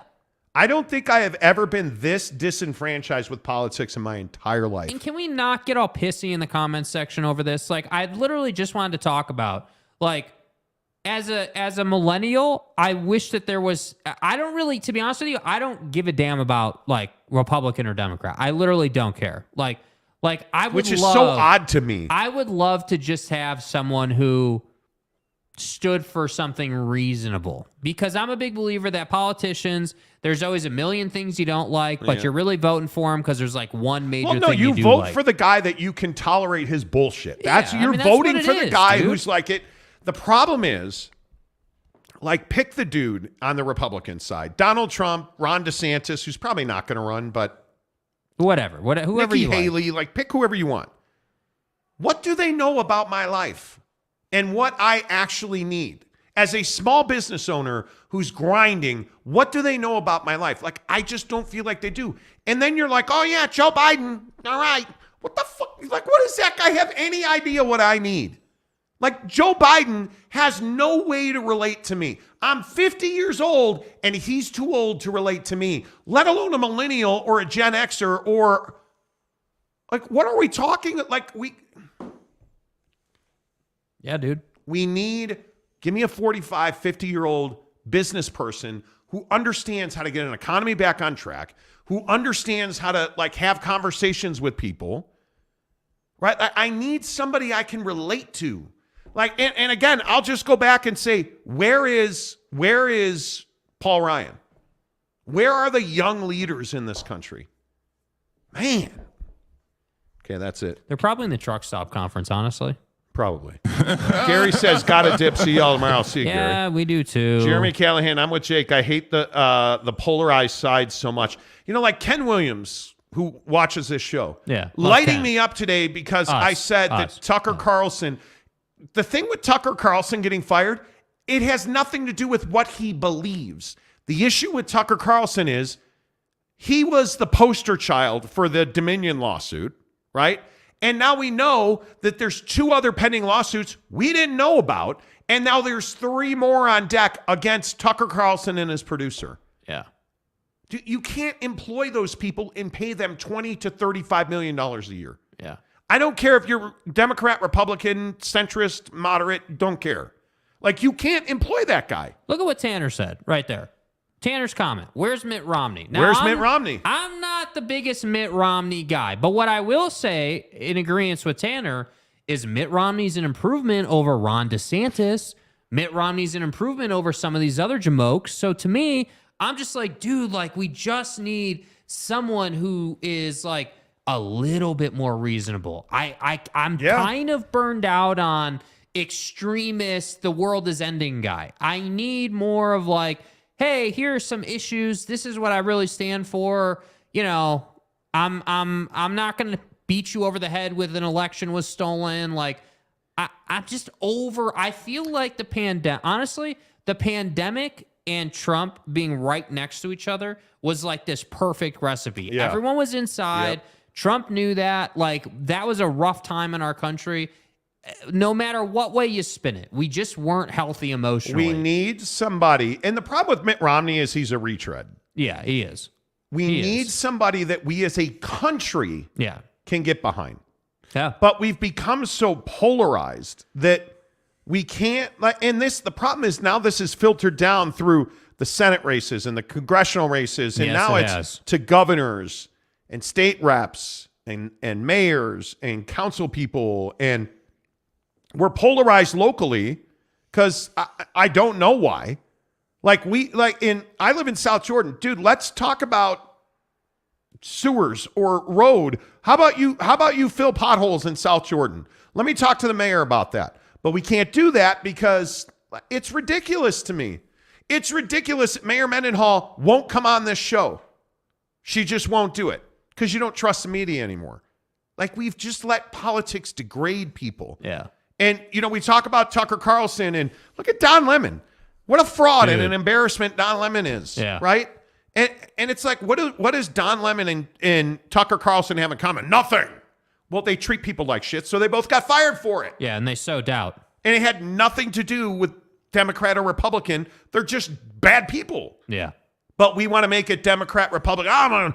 You stick to politics. You stick to... and I think... I'm not sticking to anything. I think Brent's comment right there about the media is interesting because I think it does. There is... So I am with you a little bit, Brent, that the media bears responsibility for some of the issues in our country. I agree with that. I don't agree that the media has torn the country to the ground and the world's on fire. That's what I struggle with, is that it's like we can have a conversation about, hey, the media has responsibility without going to the media is like torching specific people. And I heard from probably 5 to 10 people yesterday in my social feeds and, and talking to people in DMs, like, oh, Tucker is a truth teller and the media is tearing him down. And it's like, no, dude, that's actually not what's happening. I agree. Fox and CNN and everybody else on the list has an agenda to push, which we've said repeatedly on this show. So you should get your news from everywhere. You should. It's just a healthy practice. Opinion. Exactly. And then just form your opinion. But the thing with Tucker is nobody's tearing him down. His producer quite literally tore him down. Yes. Because this guy, go and read about the lawsuits that are pending against Tucker Carlson, dude. The allegations on their own. They are gnar. Like the anti-Semitic stuff. Like insulting a guy every day because he went to a Jewish deli because he's Jewish and got homemade Jewish bread. And they started calling him like, hey, all these, dude. So let me get this right. Somebody wanted to support a local business, so you're going to tear them down. And let's take the Jew portion out. A Jewish person supporting a Jewish bakery and a Jewish deli? What's wrong with that? Nothing. And this guy, and Tucker didn't stop it. And, Chris Karn says, where's your other comment go? I'm a local politician and we are nonpartisan. Republican or Democrat don't care when you need sewer lines in the ground. That's what I'm saying, dude. Like, it doesn't matter at the local level. You do see some effects at the local level from federal government, but stuff like that, Ron DeSantis doesn't give a damn if I have a pothole in my road. That's not how it works. Yeah. It's frustrating to me. We need new leadership. Kurt Peter says, I get my news research on Facebook. Am I the only one who doesn't understand the metaverse? Yeah. Did you guys see this Peter Thiel thing where Peter Thiel is crushing Meta and Mark Zuckerberg over the metaverse? I don't understand this. Facebook's in real trouble. Yeah, it's weird. Because they won't stop dumping money into developing the metaverse. It's insane to me. Yeah. It is insane to me. San Diego State says toxic environment at Fox. Extrapolate. Well, yeah. The weird thing about Fox is they don't do any, like Bill O'Reilly actually said it perfectly last night. Like, you can't get a company sued multiple times and think you're going to keep your job. Bill O'Reilly said that last night about Tucker Carlson. And it's true. Like, him being fired had nothing to do with, well, that's not true.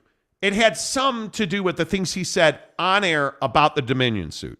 But that was hardly the meat. That was hardly why he got fired. Yeah. And what's so funny is they were negotiating an extension before the Dominion thing happened. The weird thing is Tucker had no idea this was happening. Friday night, he signed off and he said, hey, we'll talk to you Monday. He was negotiating an extension. He was in line for a $7 million per year raise. Yeah. He was making with his ratings bonus and stuff, he was averaging about $34 million. I think his base pay was like $20 million or something. He was regularly making about $34 million. Yeah. He was going to become the highest paid personality in television news. And then out of the blue, out of nowhere, he got fired. Rupert Murdoch fired him personally. Yeah. And it's because 2 new lawsuits are coming up. And it's crazy to wait. This is why you can't work for the man, dude. It's exactly what I'm saying. But I also look at, like the what's his name? The tinfoil helmet guy. Oh my God. Oh, what is his name? Buddy. Oh my God. Alex Jones. Alex Jones. Oh yes. my God, bro. Alex Jones works for himself. Dude. And got sued for billions.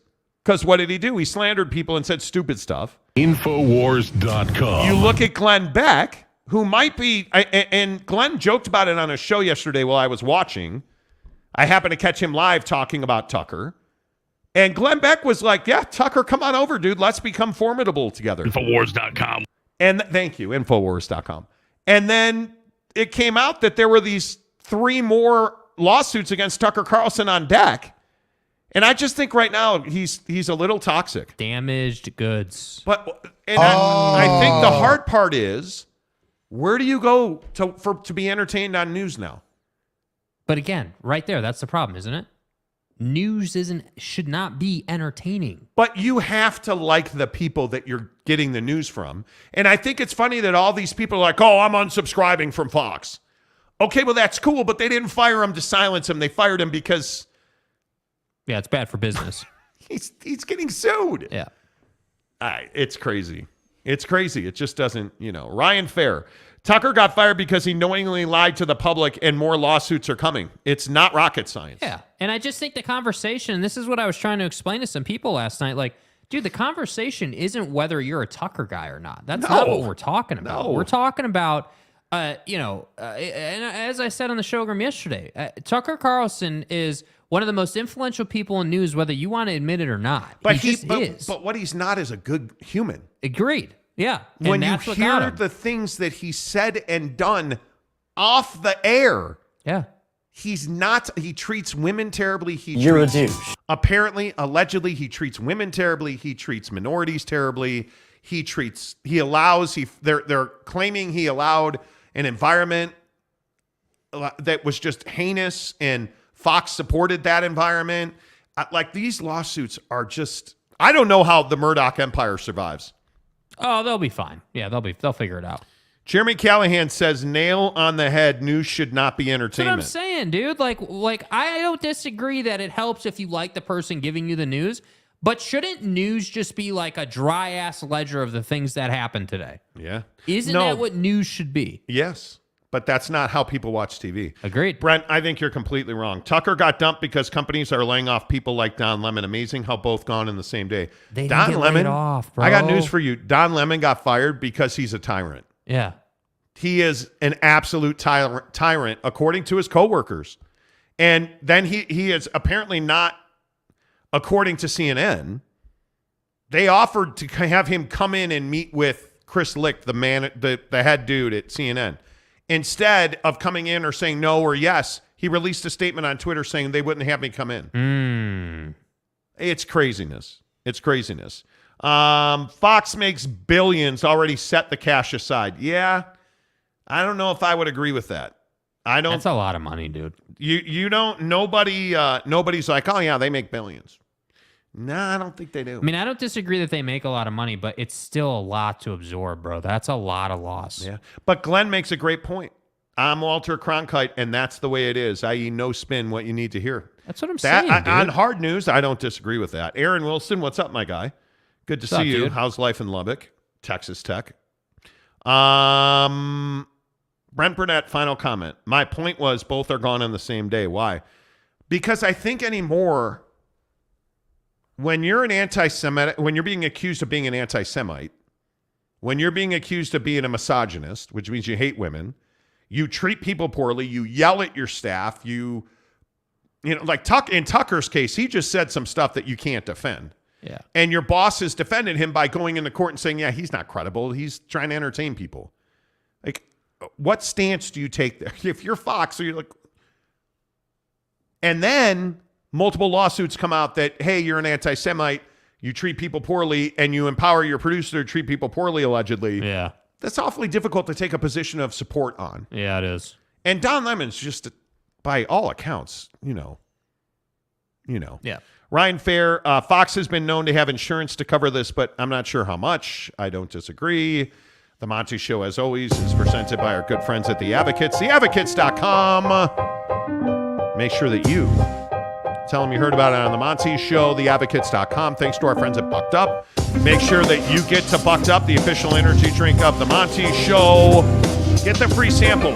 It's in the comments section below, or in the description below on this podcast show. If you're listening on audio podcast, it's in the description. If you're with us live on YouTube, it's in the description. Free samples, get them now from buckedup.com. Until tomorrow, say goodbye, Jake. Goodbye, Jake.